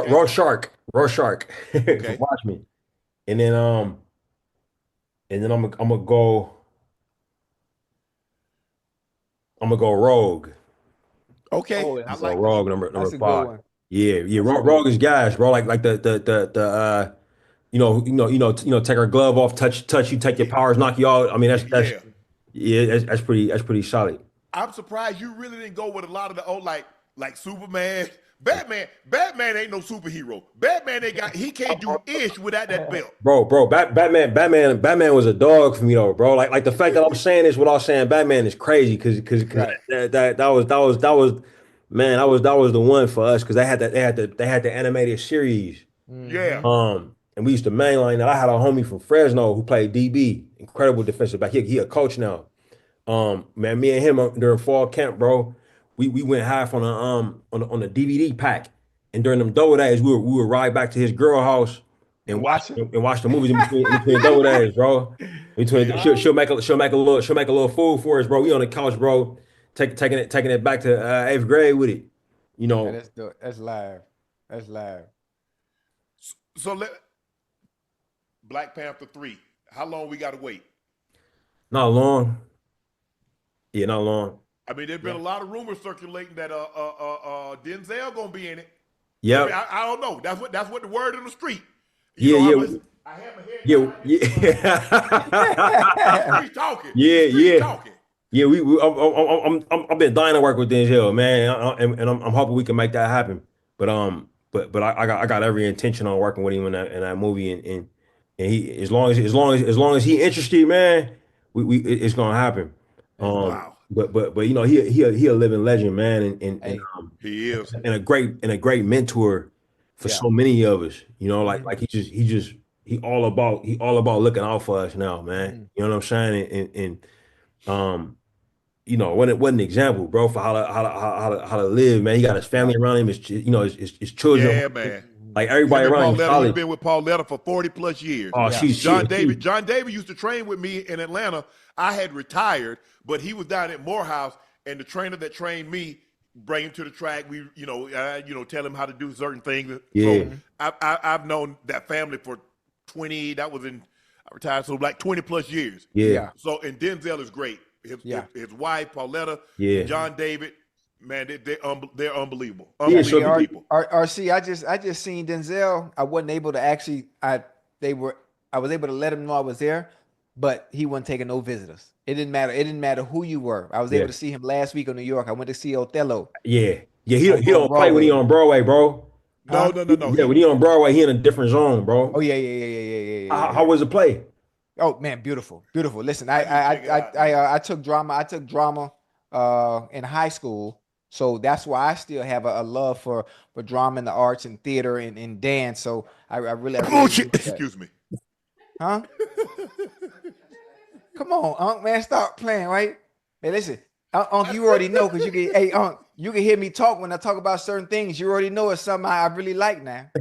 Hey, why you call bullshit when he said dance? No, that was when he got up in there on you, bro. Hey, yeah, hold on. This how you know I love dance too. Mind you, RC, I did The River I did Dance. ballet when I was playing. Yeah. I just left New Orleans last week. I went to see Alvin Ailey, man, for the umpteenth time since 1988 when my grandma took me to go see him in 88 at the Gusman Theater. I love it, bro. Man, Alvin and the Chipmunks. Why you always talk, man? Hey, come on, Unc. Hey. No, I want to go see him. I'm gonna see him. I haven't been to a whole lot of Broadway. I saw Samuel Jackson when he played Dr. King. Okay. I might not get there. Yeah. Broadway is different. Yeah. It's so different than going to it's so different than going to an actual movie. Yeah. I don't know if it, what I'm saying, Ocho. I mean, you just went to but to sit there and to see, I'm like, damn, this is amazing. Yeah. It's no joke, bro. It's a true actor's medium. You know what I'm saying? Yes. Like whereas in film, like it's arguably a filmmaker's medium. They'll say television is a writer's medium. Like that stage is an actor's medium, bro. They got nothing to save them. You know what I'm saying? They just up there. You know what I mean? It's you can't zoom in. You know what I'm saying? Like it's just I love it, bro. And that's what Denzel says. Denzel says he's a theatrical actor that went to the screen. See, he cut his teeth on Broadway. Yeah. And he takes that. He says some people are stage and they come to Broadway. I was Broadway that went to the screen. It's interesting too, bro, because what a lot of people don't understand too is like the culture of Broadway. Mm-hmm. Very similar to basketball, right? Like if you like basketball is very culturally ingrained in the United States, so much so that if you go watch a professional basketball game anywhere in the world, Mm-hmm. most of the players is going to be from the States. You know what I'm saying? If you go overseas to Italy and watch a game there, or overseas in Germany, you know what I'm saying? Like you'll see a lot of players here, and with that stage work, it's so culturally ingrained in the UK. You know what I mean? Like it's a part of their culture. They about the stage, Right. the way we are about basketball here. You know what I'm saying? It's in every school. It's in every So you'll see these British actors getting shipped out all over the place, man. They ain't on every road. You know what I mean? They ain't on every white British actors, black British actors. You know what I'm saying? Yeah. And for me coming up, bro, the first time I hit a Broadway play and really seeing somebody get down. You know what I mean? It was like. I damn near wish I had been exposed to it earlier, bro. You know what I'm saying? 'Cause I might have been doing that. You know what I mean? Right. And well, hey, even if I just get a cameo, I could be Mboku's brother. Oh, he got you, bro. Hey, if y'all with it, man, hey. Hey, your boy said I could be Mboku's brother or something. Just put your boy in there. I'm coming down there. I'm coming with it, Ryan. I'm with it. Hey, I'm with it, man. Y'all. Man, I'm with it, man. y'all got such great chemistry, man. When I watch y'all, bro, Yeah. it's evident, man. It's I evident. appreciate that. Yes, Sinners sir. arrive in theaters April 18th, written by Ryan Coogler. He written such Fruitvale Station, Black Panther, Wakanda Forever, Forever. Creed, and now he's with this one. Sinners arrives in theaters April 18th. Ryan, thank you for giving us a little bit of your time. Thank you for the trailer. We gonna support you. Hey, chat, make sure we go out here and support our brother Ryan Coogler. Hey, he's doing big things for the community. He's doing big things for the culture. Yes, sir. And we got to make sure we keep him up. We're going to lift him up, and we're going to keep him up there. Ryan, thank you so much for your time. Appreciate it. Hey, I'll see you down the road. Man, I appreciate y'all, man. Thank y'all. Thank you, boss man. Love. Appreciate you, man. bro. Yes, sir. Oh, yo, we going to get in the movie, Ocho. Hey, we gonna be famous. We gonna be famous. Yeah. Hey, up. We gonna be famous. I'm with Boku brother. Man, y'all off the chain, man. Y'all take care. All right, boss. Appreciate it. Oh, man, that was all right, man. Hey, Unc, man, you ain't know I took ballet. You know, I took drama in high school. And you got to understand. Listen, hold on. This is why I'm so into it. Is I needed to be eligible to play football. So you know how you just be taking classes you really ain't got no business taking. Yes. So I took drama just to be eligible to play because I needed the credits. I end up liking the damn class. Mm-hmm. And now, even to this day, still to this day, anytime Broadway plays come to the Adrian R Center down here in Miami, I'm there. I haven't missed nothing from Chicago to Moulin Rouge, The Wicked, The Cats. I done seen it all. The Lion King. Oh man, I love that, man. But I need to go see Denzel. Hey, you'll love it. I'm not sure when you're in New York again. I'm not sure I when might just go. I just might go on my own. Yeah, you got to go. You're gonna love it. You're gonna love it. But it was great, man. Ryan is unbelievable. You know, we communicate a little bit. He's been wanting to come on. He said, man, I just want to come on. He said, get me on something. You know, I come on Club Shay Shay. I'll come on Nightcap. I just want to chill. He said, man, I love what you do. I love you and Ocho, man. Y'all, I love how you and him play off each other. Mm-hmm. And so I was like, I was glad we were able to get this to make this work. I actually met the guy that plays M'Boku in Black Panther. I actually met him at where I go get my nails, or Salon Republic in L.A. I actually met him at the getting his car. Mm-hmm. Took a picture with him and everything. He's a cool dude. Ocho, 464-pound D tackle Desmond Watson could be the largest draft pick in NFL history. His weight comes with a massive 6'6" frame. Watson had his pro day workout. He benched 225 36 times. That's more than any player mustered at this year's combine. And he ran the 40 in under 6 seconds, a 5.93, and he had a 25-inch vertical. Aaron Gibson only weighed 405 from Wisconsin. Hold on. Detroit. Hey, can you do me a favor real quick, Unc? Yes. For me, because I can't visually see him, so I'm listening to the numbers you're giving me. Is he bigger than Sam Adams? Yeah. Is he bigger than what Sam Adams was, or bigger than Gilbert Brown? Yeah. Hell yeah. He outweighed him damn near by 100. What? He 464, Ocho. Well, what you think Gilbert Brown? What you think Gilbert Brown was? Like 365, 370 at his top. Well, can he move? He ran 5.93. I mean, move in the position that he actually plays. Think about it. He'll D tackle. He ain't going from A gap to B gap. Oh, he clogging up space. That's okay. it. Okay.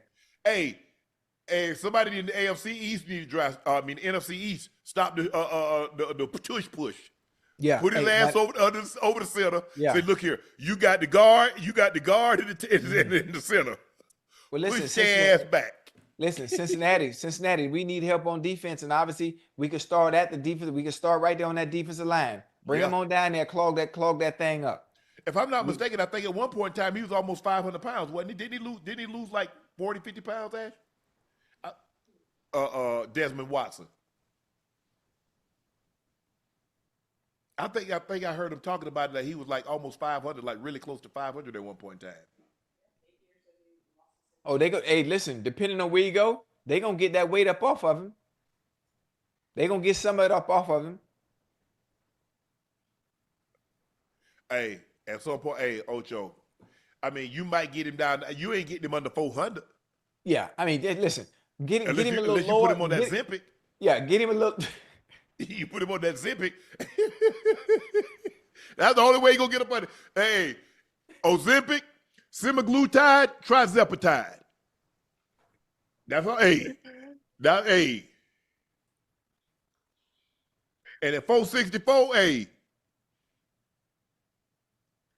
Now I see that hey, he can't play in the league if he try this diet. Cause I've seen somebody over 400 pounds and they got tried this diet and they was under 200. Crack. I had a homeboy. Hey, he about 410. That pipe had him drawn up. He was under 200, about 175. Hey man, you shot out, man. Hey, like, be honest with you, Ocho. Ozempic. But I hope old boy get an opportunity to play. I think somebody gonna give him an opportunity. Yeah. Yeah. Listen, But when you you see how turn we the done cut film the on, name. Hey man, we cut the name on everything. Hey man, he on that Zempic. hey, I just listen. I love the number. I hear the numbers. It sounds staggering. It sounds intimidating. But I need to see what you look like when you turn the film on. Are you disruptive? Yeah. You know. Ocho, LSU offensive tackle Will Campbell has something to say about people scrutinize. They call it T-Rex. For 2 years, nobody had any measurements on me, and nobody said anything about my play. So now Right. all of a sudden, arm length decide if I'm a good player or not. I think it's BS. The mock drafts have him going somewhere between at number 10 to the Bears or number 11 to the 49ers. Listen, I don't listen to that stuff, and I hope he doesn't, young boy. Don't worry about that stuff. Man, listen, they will nitpick at everything and find issues with small hands, small shoulders. I mean, small feet. I mean, it really has nothing to do with the game of football. When you turn the film on, what are you doing with those T-Rex arms of Yeah. yours? That's all that matters. That's all that matters. Come on. When you turn the film on, what are you doing? That's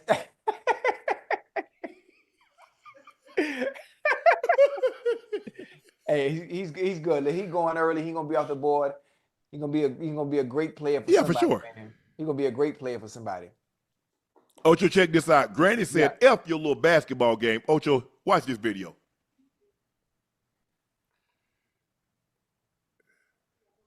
What is that? The game going.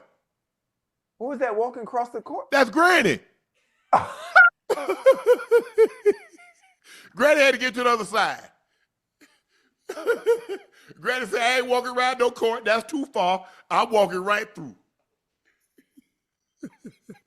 Look at Granny. Hey, listen. This is visual representation of I don't give a you know what. Yeah. I don't give a damn. I'm walking right through. She don't know no better. Granny ain't speed up or nothing. Hey, that's funny. Hey, that was funny. I ain't know what that was walking across that screen. That's Granny. Ocho, Yo, we got to talk about this. what Bishop happened? Marvin Sapp is receiving backlash. He locked the doors of the church until they receive $40K in donations. Let's take a listen to this, Ocho. Okay. And they understand the cost that is involved. There's 1,000 of you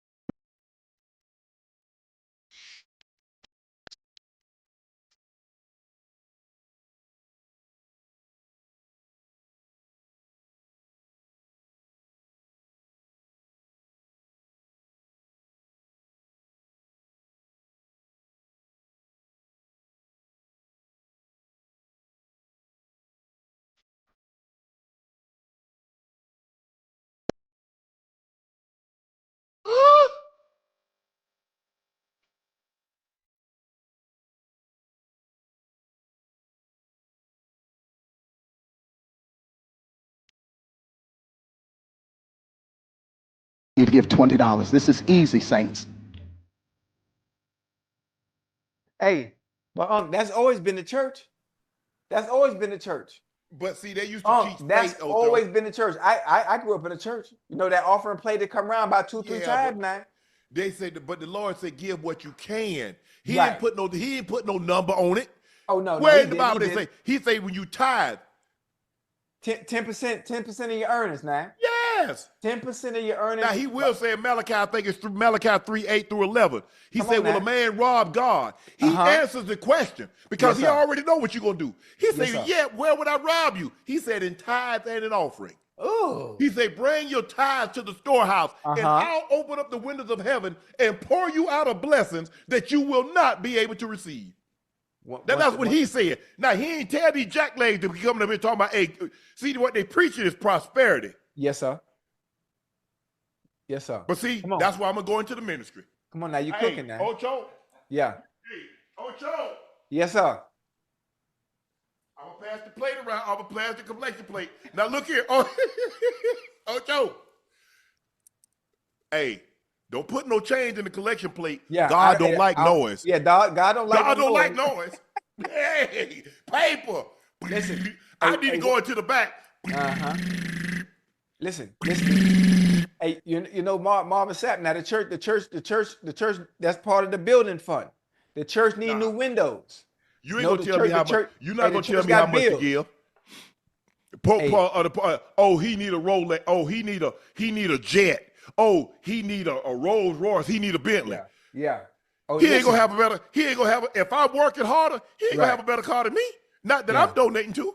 Yeah. Hey, well, one thing you got to understand now. I've never been in the pulpit. I've never been a preacher, but I do understand the work that come behind it. I do understand the studying and the hours and all the stuff that they have to go through when it comes to running the church and being a preacher. Now I'm not gonna sit up here and preach because that's not me. I am not finna play with the Lord like that. But in the Bible, They playing with the Lord. Hold on, listen to me now. In the Bible, it says, God loves a cheerful giver. It doesn't tell you how much you got to give, though. Exactly. That's my point. That's it. Now, that's the only thing I don't agree with. Now, you ain't finna lock them goddamn doors and I got to get home and watch the basketball game because it's March Madness. Talk about something, I got to give you $1,000. Now, the devil is a lie. Now, you're going to open them doors and I'm going to give you what I can. Now, that's what's going to happen. Or we're going to have to tussle up here in this church. Yeah. Then God going to have to come down there and pull me up off you. He going to have to... He gonna have to come down up off his throne because he's the Alpha and the Omega, the man that sits high and looks low. So he know I'm gonna be tearing your tail up in that church if you lock them doors and I can't get up out of there. But I'm saying, man, come on now, Ocho, they doing too much, Ocho. Hey, yeah, they doing too much, man. They're a trip. They're a trip. Hey, it's a new church. I didn't even know pastors was a job. Because when I grew up, the pastor, he was the principal, he was a janitor, he cut hair. He wasn't no preacher full time. That wasn't the only job he had. Right. I swear, Ocho, I did not know that was a full-time job. Yeah. Chad, I mean, maybe it's just me. Maybe that was just a Southern thing. Mm-hmm. But yeah. Hey, man.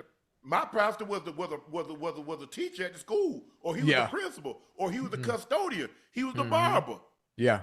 He did other things. He just didn't preach. Maybe that's just, I don't know. Maybe that's just me. Hey, but one thing you got to think, I'm not sure if Marvin Sapp has a mega church, but I understand what goes into it and what entails when it comes to the overhead for a church of that magnitude with a congregation. Well, stop building a church that big. Yeah, listen, I don't know. I ain't never been there. I ain't never been there, but listen, one thing I do, I love some preaching, boy. I love some preaching. Now, Grandma had me in the church, Sunday, Wednesday, Bible study. I led the choir. I was in the junior choir. I was a junior deacon. I did a little bit of everything. I'm gonna need to see where they said that in the Bible. It's not in there. And they locked the doors. Now, it's not in there. In the Bible. No, it's not in there. That's not in there. They rewrite their own story now. Yeah. We good for that. But we good for that. It just goes to show you. Yeah. It used to be salvation was free. Uh-huh. But ministers have found a way to charge for salvation. Salvation was free. But that's a good one there, boy. Man, they need to stop. Look, That's a good one there. and it's not the fact that it's $20. It's the fact that he's put a number on it. Right. You don't tell somebody what they should give. That's between them and their God, Yes, sir. not between the preacher trying to get money out your pocket. Yeah, especially during these times. I give. I ain't got no problem giving. But he ain't gonna tell me how much to give. That ain't got nothing to do with him. That's between me. Hey, I'm gonna have to answer. No matter what you think of Shannon Sharpe, Shannon's gonna have to answer for Shannon. Yeah. You can save one soul, your own.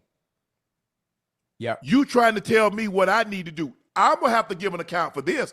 I'm gonna have to go before that man. And everything, he gonna say, you remember this? You remember that? Man, they need to.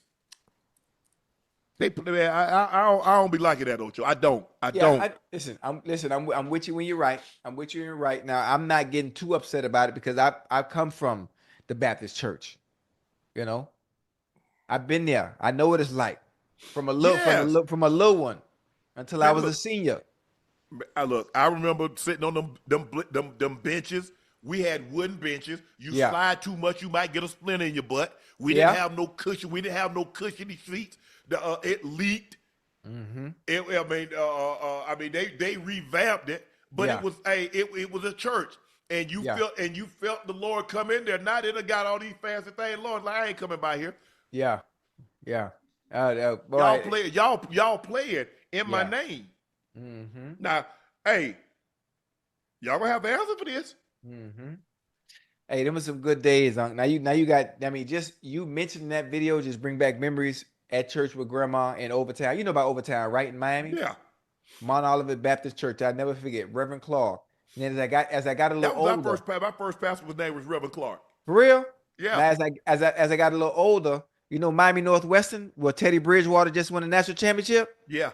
I started walking from my grandma's house on 44th and 11th. I started walking to New Birth because New Birth, they was at Miami Northwestern having church there, and I started going to see the Honorable Victor T. Curry, and became a part of that church. And now they over there in Opelika off 135th. Everybody that's a part of New Birth, I know you might see this. Victor T. Curry, I hope everything is good. I know I ain't been to church in a while. I ain't got no suits, but I love you, and I'm doing right. Ocho, but they've been preaching prosperity for the longest time. You remember the televangelists? See Reverend Ike, and they had Jimmy Swagger, and they had Jimmy. What Rex you know about Humbard. Jimmy? Yeah. Oh, and Jimmy Swagger got up there talking about Father, I've sinned. You know what I'm saying? But I'm saying, y'all remember Rex Humbard? It was Jimmy Swagger, Rex Humbard. Reverend Ike was the first one because Reverend Ike was having you put $5 and send it in for the prayer cloth. I don't know if y'all remember that. Might have been before y'all time, chat, but I'm old enough to remember. That's one thing about being old. And once you get to a certain age, you realize that's your only purpose left to do is to get old. Man, they better stop playing. Hey, man.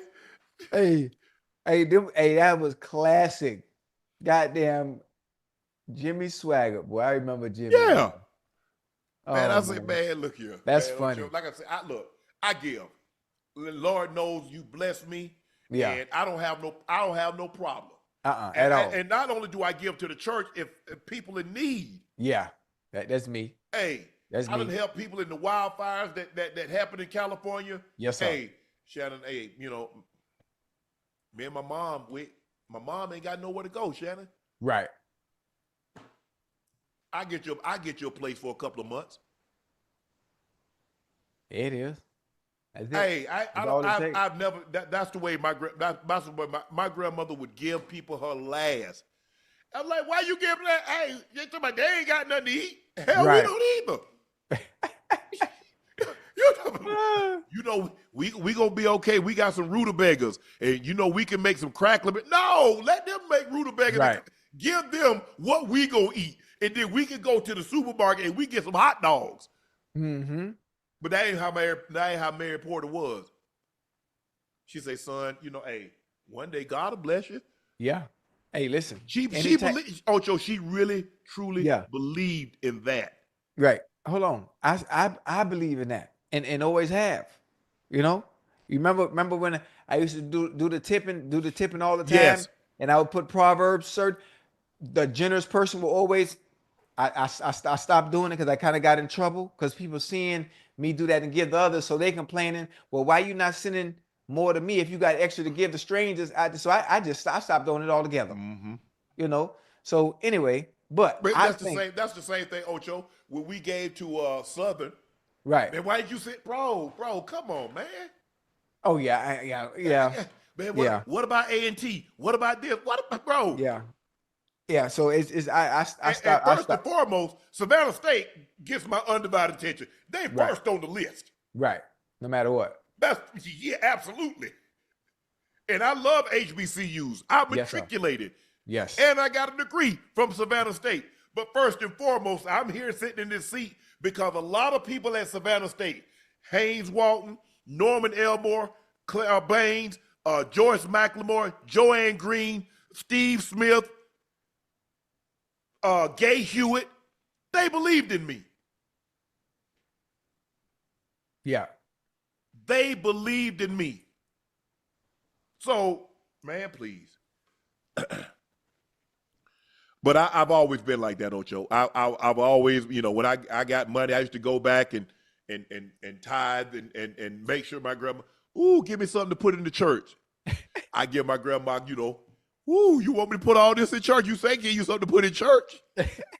You ain't got to put it all there. Keep something for yourself Hey, now. you ain't got to put it all in there, but you say give you something to put in church. You want to Yeah. put it all in there? Your baby gonna take care of you, Granny. Yes, you sir. go get some more. But yeah, All right, man, they gotta. I just don't like preaching prosperity. I don't. Yeah. I'm coming for the word, and so now if I don't give you $1,000, I don't give you 50. God ain't gonna bless me. Nah. God said to give what you All right, can. Ocho. Now it's Yeah. time for our final segment of the evening. It's time for Q. Damn. Well, I enjoyed the night, but that was good.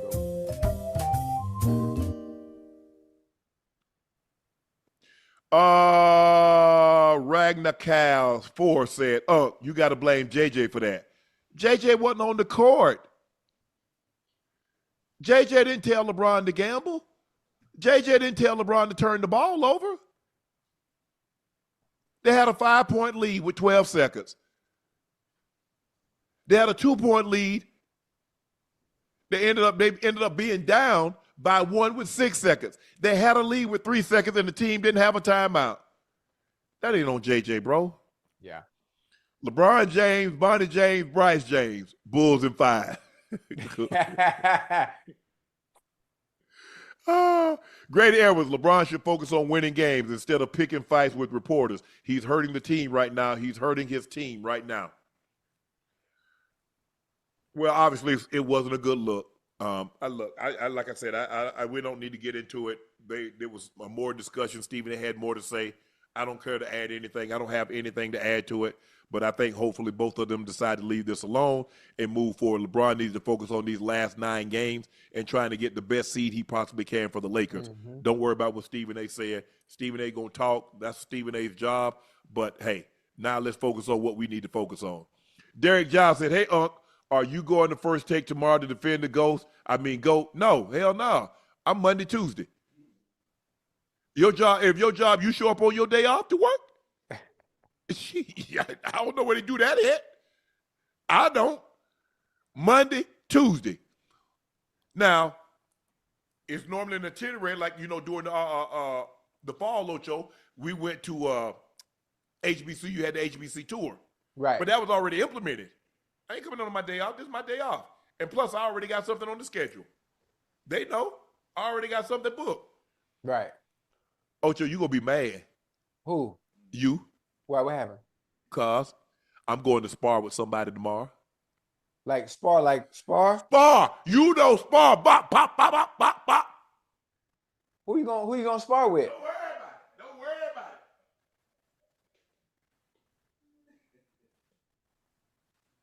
it. Hey, wait. Oh, you do who you got? Who you got for Club Shay Shay? Is a fighter? The champ is here. You heard me? Huh? You interviewing a fighter? Yeah. Which one? The champ is here. Which He the one? Champ, he the champ at 147, undisputed. Oh, tell him fight me then. I can get down to 147 right now. You heard me?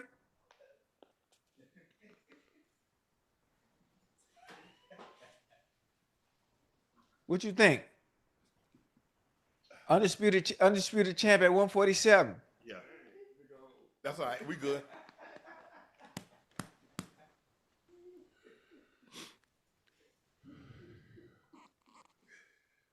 I turned that thing over, Ocho. You see, I turned that thing over. Yeah. Hey, you got you got hang the phone up, man. You got to hang the phone. You got your hand You got see to where I'm at, now. Ocho? Now you're not Mike Tyson. Get your hands up now.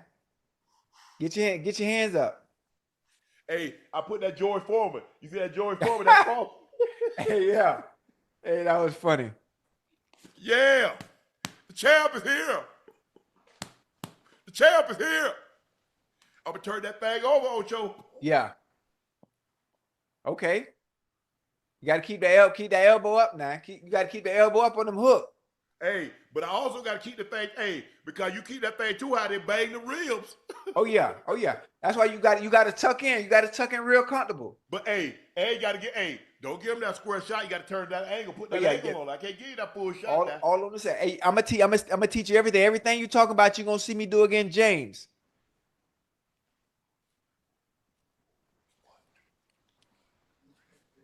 You see, I snap that thing off, Joe, and bring it back. You got to give me a little extension on them things too. Now you don't shortchange me. Hey, see, when I pop that jab like lamb, bam. Yeah, there you go. Got that thing out there, Ocho? Yeah, there you go. Okay. Yeah, there you go. Yeah, I like it. There it is. Yeah. Champ is here. Hey, I got some Reyes gloves too. You know the Reyes. Whoo, you can feel your knuckle through them things. Mm-hmm. But you know, I got them. Like when I was doing that mess. I was doing a little bit of it. Then my hips got too bad. That hurt too bad. I had winning practice gloves. Yeah, that's all I got. I got a bunch of winning stuff. Hey, matter of fact, whoever you interviewing tomorrow, tell them I said let's spar at 147 right now. I'm gonna call you. I mean, whoever did, I probably got their number in my phone. You said undisputed at 147. I probably already beat him up. Honestly. Bria Carter says Stephen A. Chick-fil-A don't care how much Luka weigh. Lakers in 5. Tony SG said, what's the Steelers' ceiling if they sign Rodgers? Ocho, what's the ceiling? I mean, listen, I don't know what their ceiling is. I have no idea. I know what Rodgers can do. I know what he did in the past. I know what we saw from him at the Jets. I'm not sure what Rodgers are we going to get. Are we going to get the Aaron Rodgers that's bought in? Are we going to get the Aaron Rodgers that shows up the minicamp? Or are we going to get the Aaron Rodgers that goes on a dark retreat? It all depends on what Aaron Rodgers you get. True. Are you bought in? Are you actually bought in? You ain't got the leverage you used to have before now. And it's a different ball game. They only go as far as he goes. Shit. Go ahead. What are you gonna say? I was going to say they only go as far. Every team is only going as far as the quarterback goes. You only going as far as your quarterback is invested in how serious he's going to take his craft and job.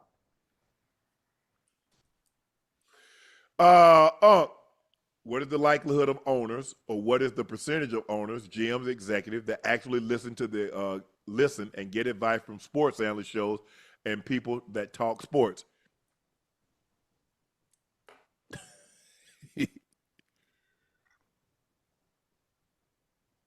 What you think? None.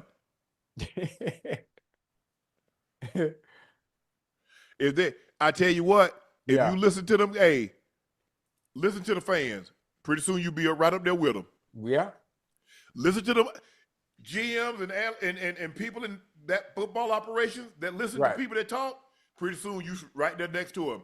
Former general manager of this team. Former player personnel of this team. Right. J213 said, hey, Unc Ocho, please rank these music videos. MJ Thriller, You Rock My World, Remember the Time, and I Rock With You. For me, Thriller, Thriller's Remember first. the Time. Do you read? Thriller's definitely first. Yeah, Thriller number one. Thriller might be the best video all time. Do you remember the time? That's number two for me. I run a rock.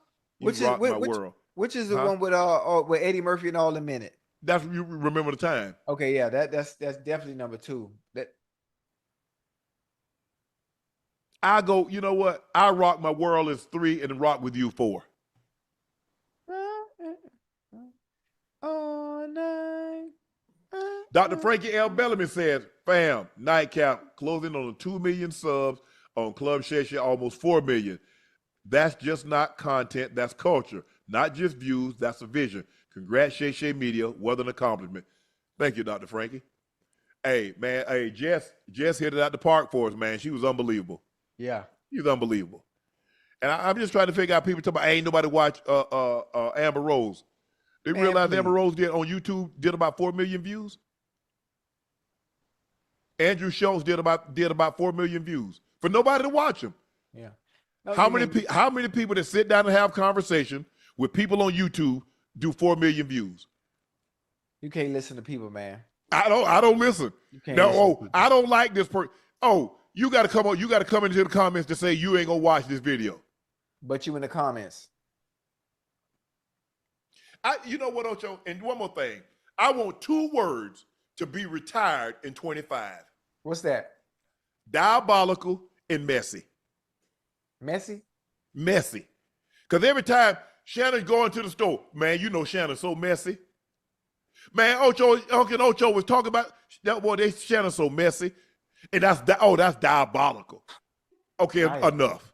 Yeah, listen. The only messy I recognize is Maya. Diabolical. I ain't never really heard that. Man, that's all. Hey, man, Ocho talking about Uncle Tola is diabolical, bro. I'm like, hold on.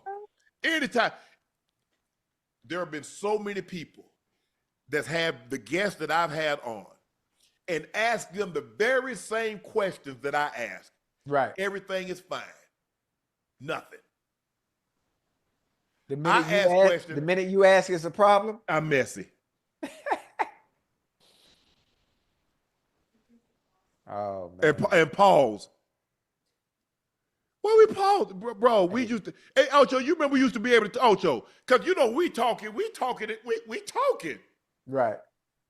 Man, I was like, man, I just don't get it. But Doc, I thank you very much. It's the look, and all the people that's pausing and diabolical and messy, y'all ain't really supporting Ocho and I anyway. Y'all just coming and hoping somebody tag along. Y'all want somebody, because there are a lot of followers on social media, Ocho. Yeah. Oh, yeah. There are a lot of followers.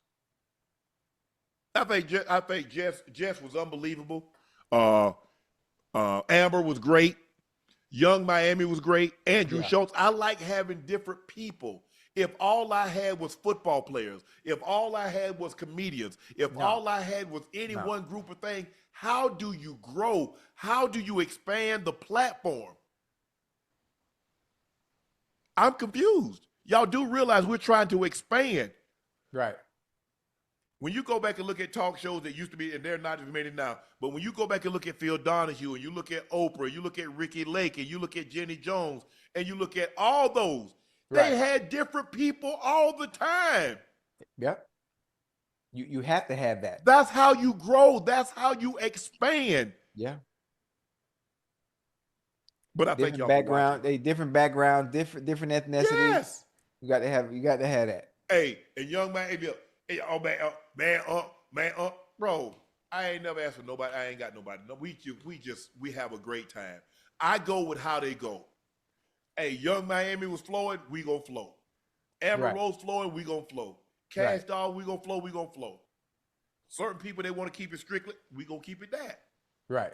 But I think the whole thing is to make people feel comfortable when they come on, that they're having a conversation, that they open up. That's it. That's all I'm trying to do. I ain't trying to, hey, man, Unc shooting this shot. No, Unc ain't shooting no shot. Come on now. I mean, come on. How that's going to look? I'm bringing somebody on there to try to shoot a shot. Right. Hell, I just slid in the DM and not even I brought him on. That's what, but people think like that's what y'all would do. See, y'all would be, and pretty soon you wouldn't have a talk. You wouldn't have a conversation. You wouldn't have a pod. The one thing I won't do is Barney Porter told me this when I was a very young age. He said, boy, don't never put your dick in your wallet. And when I told people that, people were like, what that mean? I said, you'll figure it out. Don't worry about it. I'm going to write that down right now.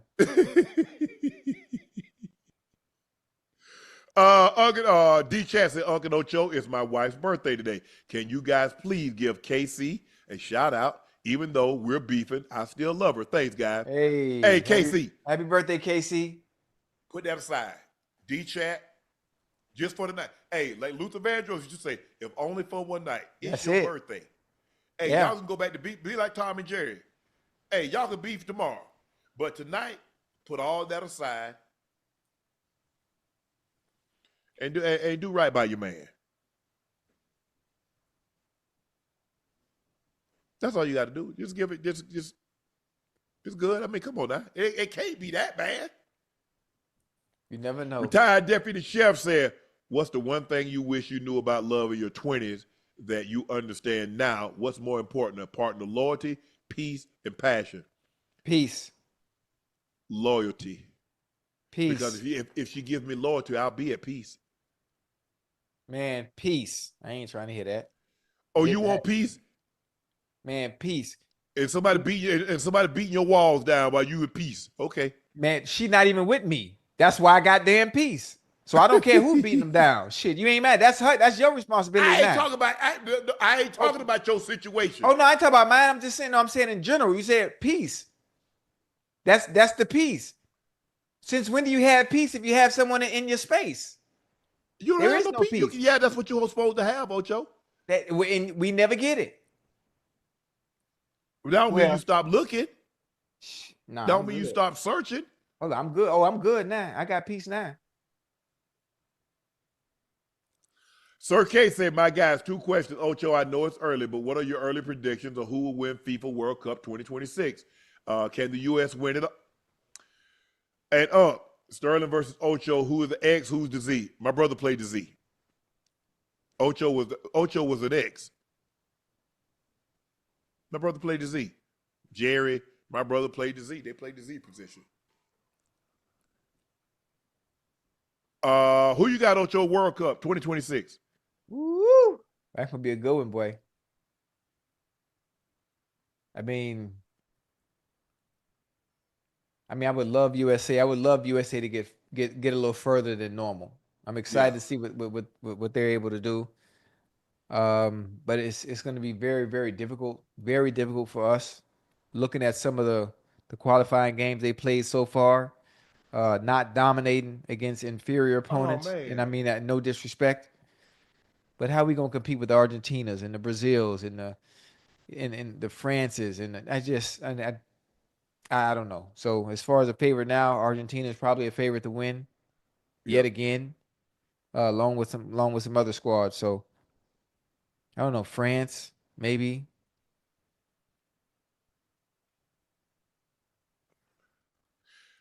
To go back to the question, he says, what do I wish I knew?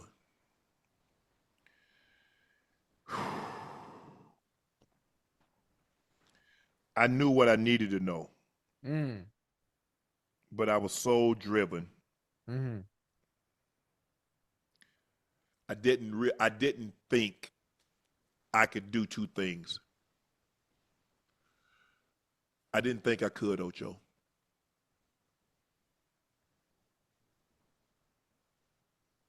Because the one woman that I knew loved me unconditionally was Mary Porter. No matter what I did, she said, baby, you were wrong, but I love you. She didn't love me on the condition that I didn't cheat. She didn't love me on the condition that I didn't hurt her. She didn't love me on the conditions that I was in a bad mood and I didn't want to talk. She loved me unconditionally. Come on now.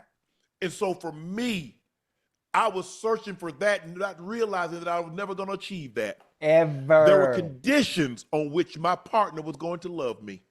Always. So it made it very, very easy for me to stay focused on what I needed to focus on. Mm-hmm. I'm not here to apologize for that, Ocho. Yeah, remember what I always told you? That all comes down to also being able to manage your expectations with understanding that everything comes with conditions. Where it's easy for everybody to be loyal when it's convenient and beneficial. Yes. Well, hell, of course. Yeah. It's convenient and it's beneficial. Virtual says it's a low bar. Yeah. Everybody gonna love somebody that's making millions.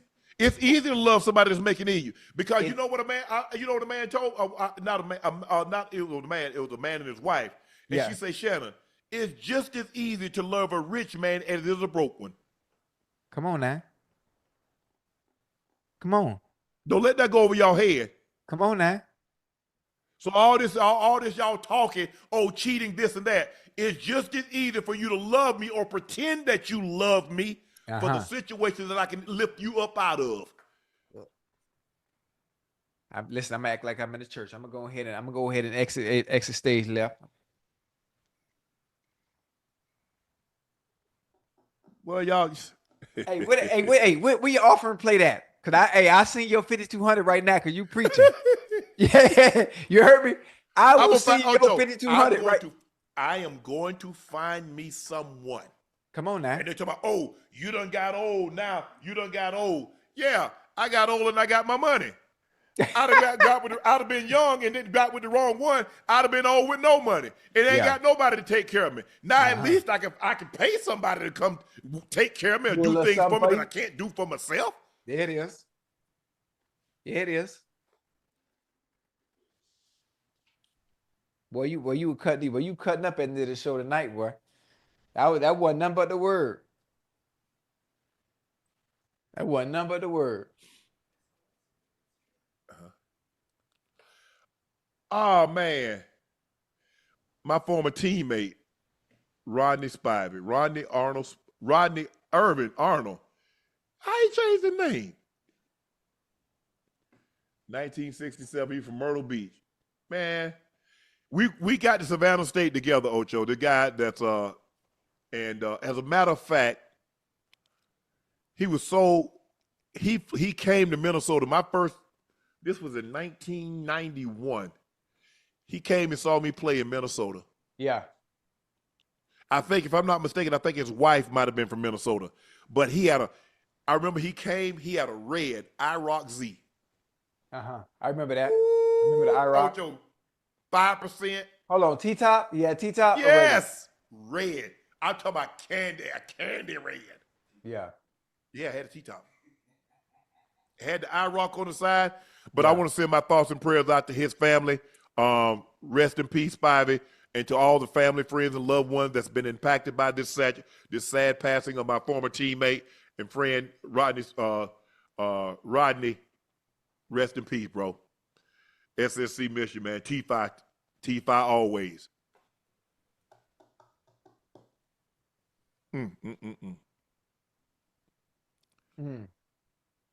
Alabama cooked them boys. Mark Sears is Brunson 2.0. Yeah, I think he made didn't he make like 10 threes? They made like 20, like 25?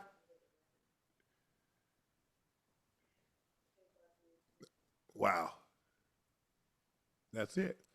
Ocho, that concludes this episode of Nightcap, brought to you by Boost Mobile. Visit your nearest Boost Mobile store or boostmobile.com to join their nationwide 5G network today. I'm Unc. That's Ocho, Liberty City's own, being a Ring of Fame honoree, the Pro Bowl, the All-Pro, the route runner extraordinaire, Chad Ochocinco Johnson. Please make sure you hit that subscribe button. Please make sure you hit that like button and go subscribe to the Nightcap podcast feed wherever you get your podcast from. Thank you guys so much. Thank you guys for tuning in. Thank you guys for supporting. When we show up to the shows in the city, you show up, you show us love. Oh, yeah. You purchase our merchandise, you support us, you like us, you hit that subscribe button, you tell family, friends, and loved ones. And we can't thank you enough. And I know you've heard me say it. We're nothing without you. And because of you, we get to do what we do. Thank you. Thank you very much. Please make sure you check out Shea by Le Portier. We do have it in stock, and if you can't find it in a city or state near you, order it. We'll ship it directly to your door. Remember, it's the best tasting cognac on the market. It's a VSOP that drinks like an XO. Please drink responsibly and stay safe. Go follow my media company on all of its platforms. That's Shay Shay Media. And my clothing company, 84 with 84 being spelled out. Everything is restocked. The link is pinned at the top of the chat. Supplies are limited, and once they're gone, they're gone. So please grab yours while supplies last. The Final Four is here. Only one team can be crowned. Okay, the Final Four is here, and only one team can be crowned as champ. We're giving away a chance to win 84 free 84 product. All you need to do is pick a team you think will win and place an order. If your team wins, we'll send you a gift card worth however much money you spend today. That's right. For every dollar you spend, 84 becomes a store credit to redeem for free products if you win. Tickets for our Not Safe for Work tour went on sale to this morning. Our stops: Baltimore, Philly, Charlotte, Los Angeles, Miami, New York, Chicago, Detroit. Tickets can be found on shayshaymedia.com/tour. Link is also pinned in the chat. Guests lining up. Please make sure you don't want to miss this. Go grab your tickets now. Thank Ryan Coogler for joining us. His movie, Sinners, starring Michael B. Jordan. Delroy Lindo is in it. Haley Steinfeld, Jack O'Connell, right? I think he's in it. His movie, Sinners, comes out April 18th, starring Michael B. Jordan.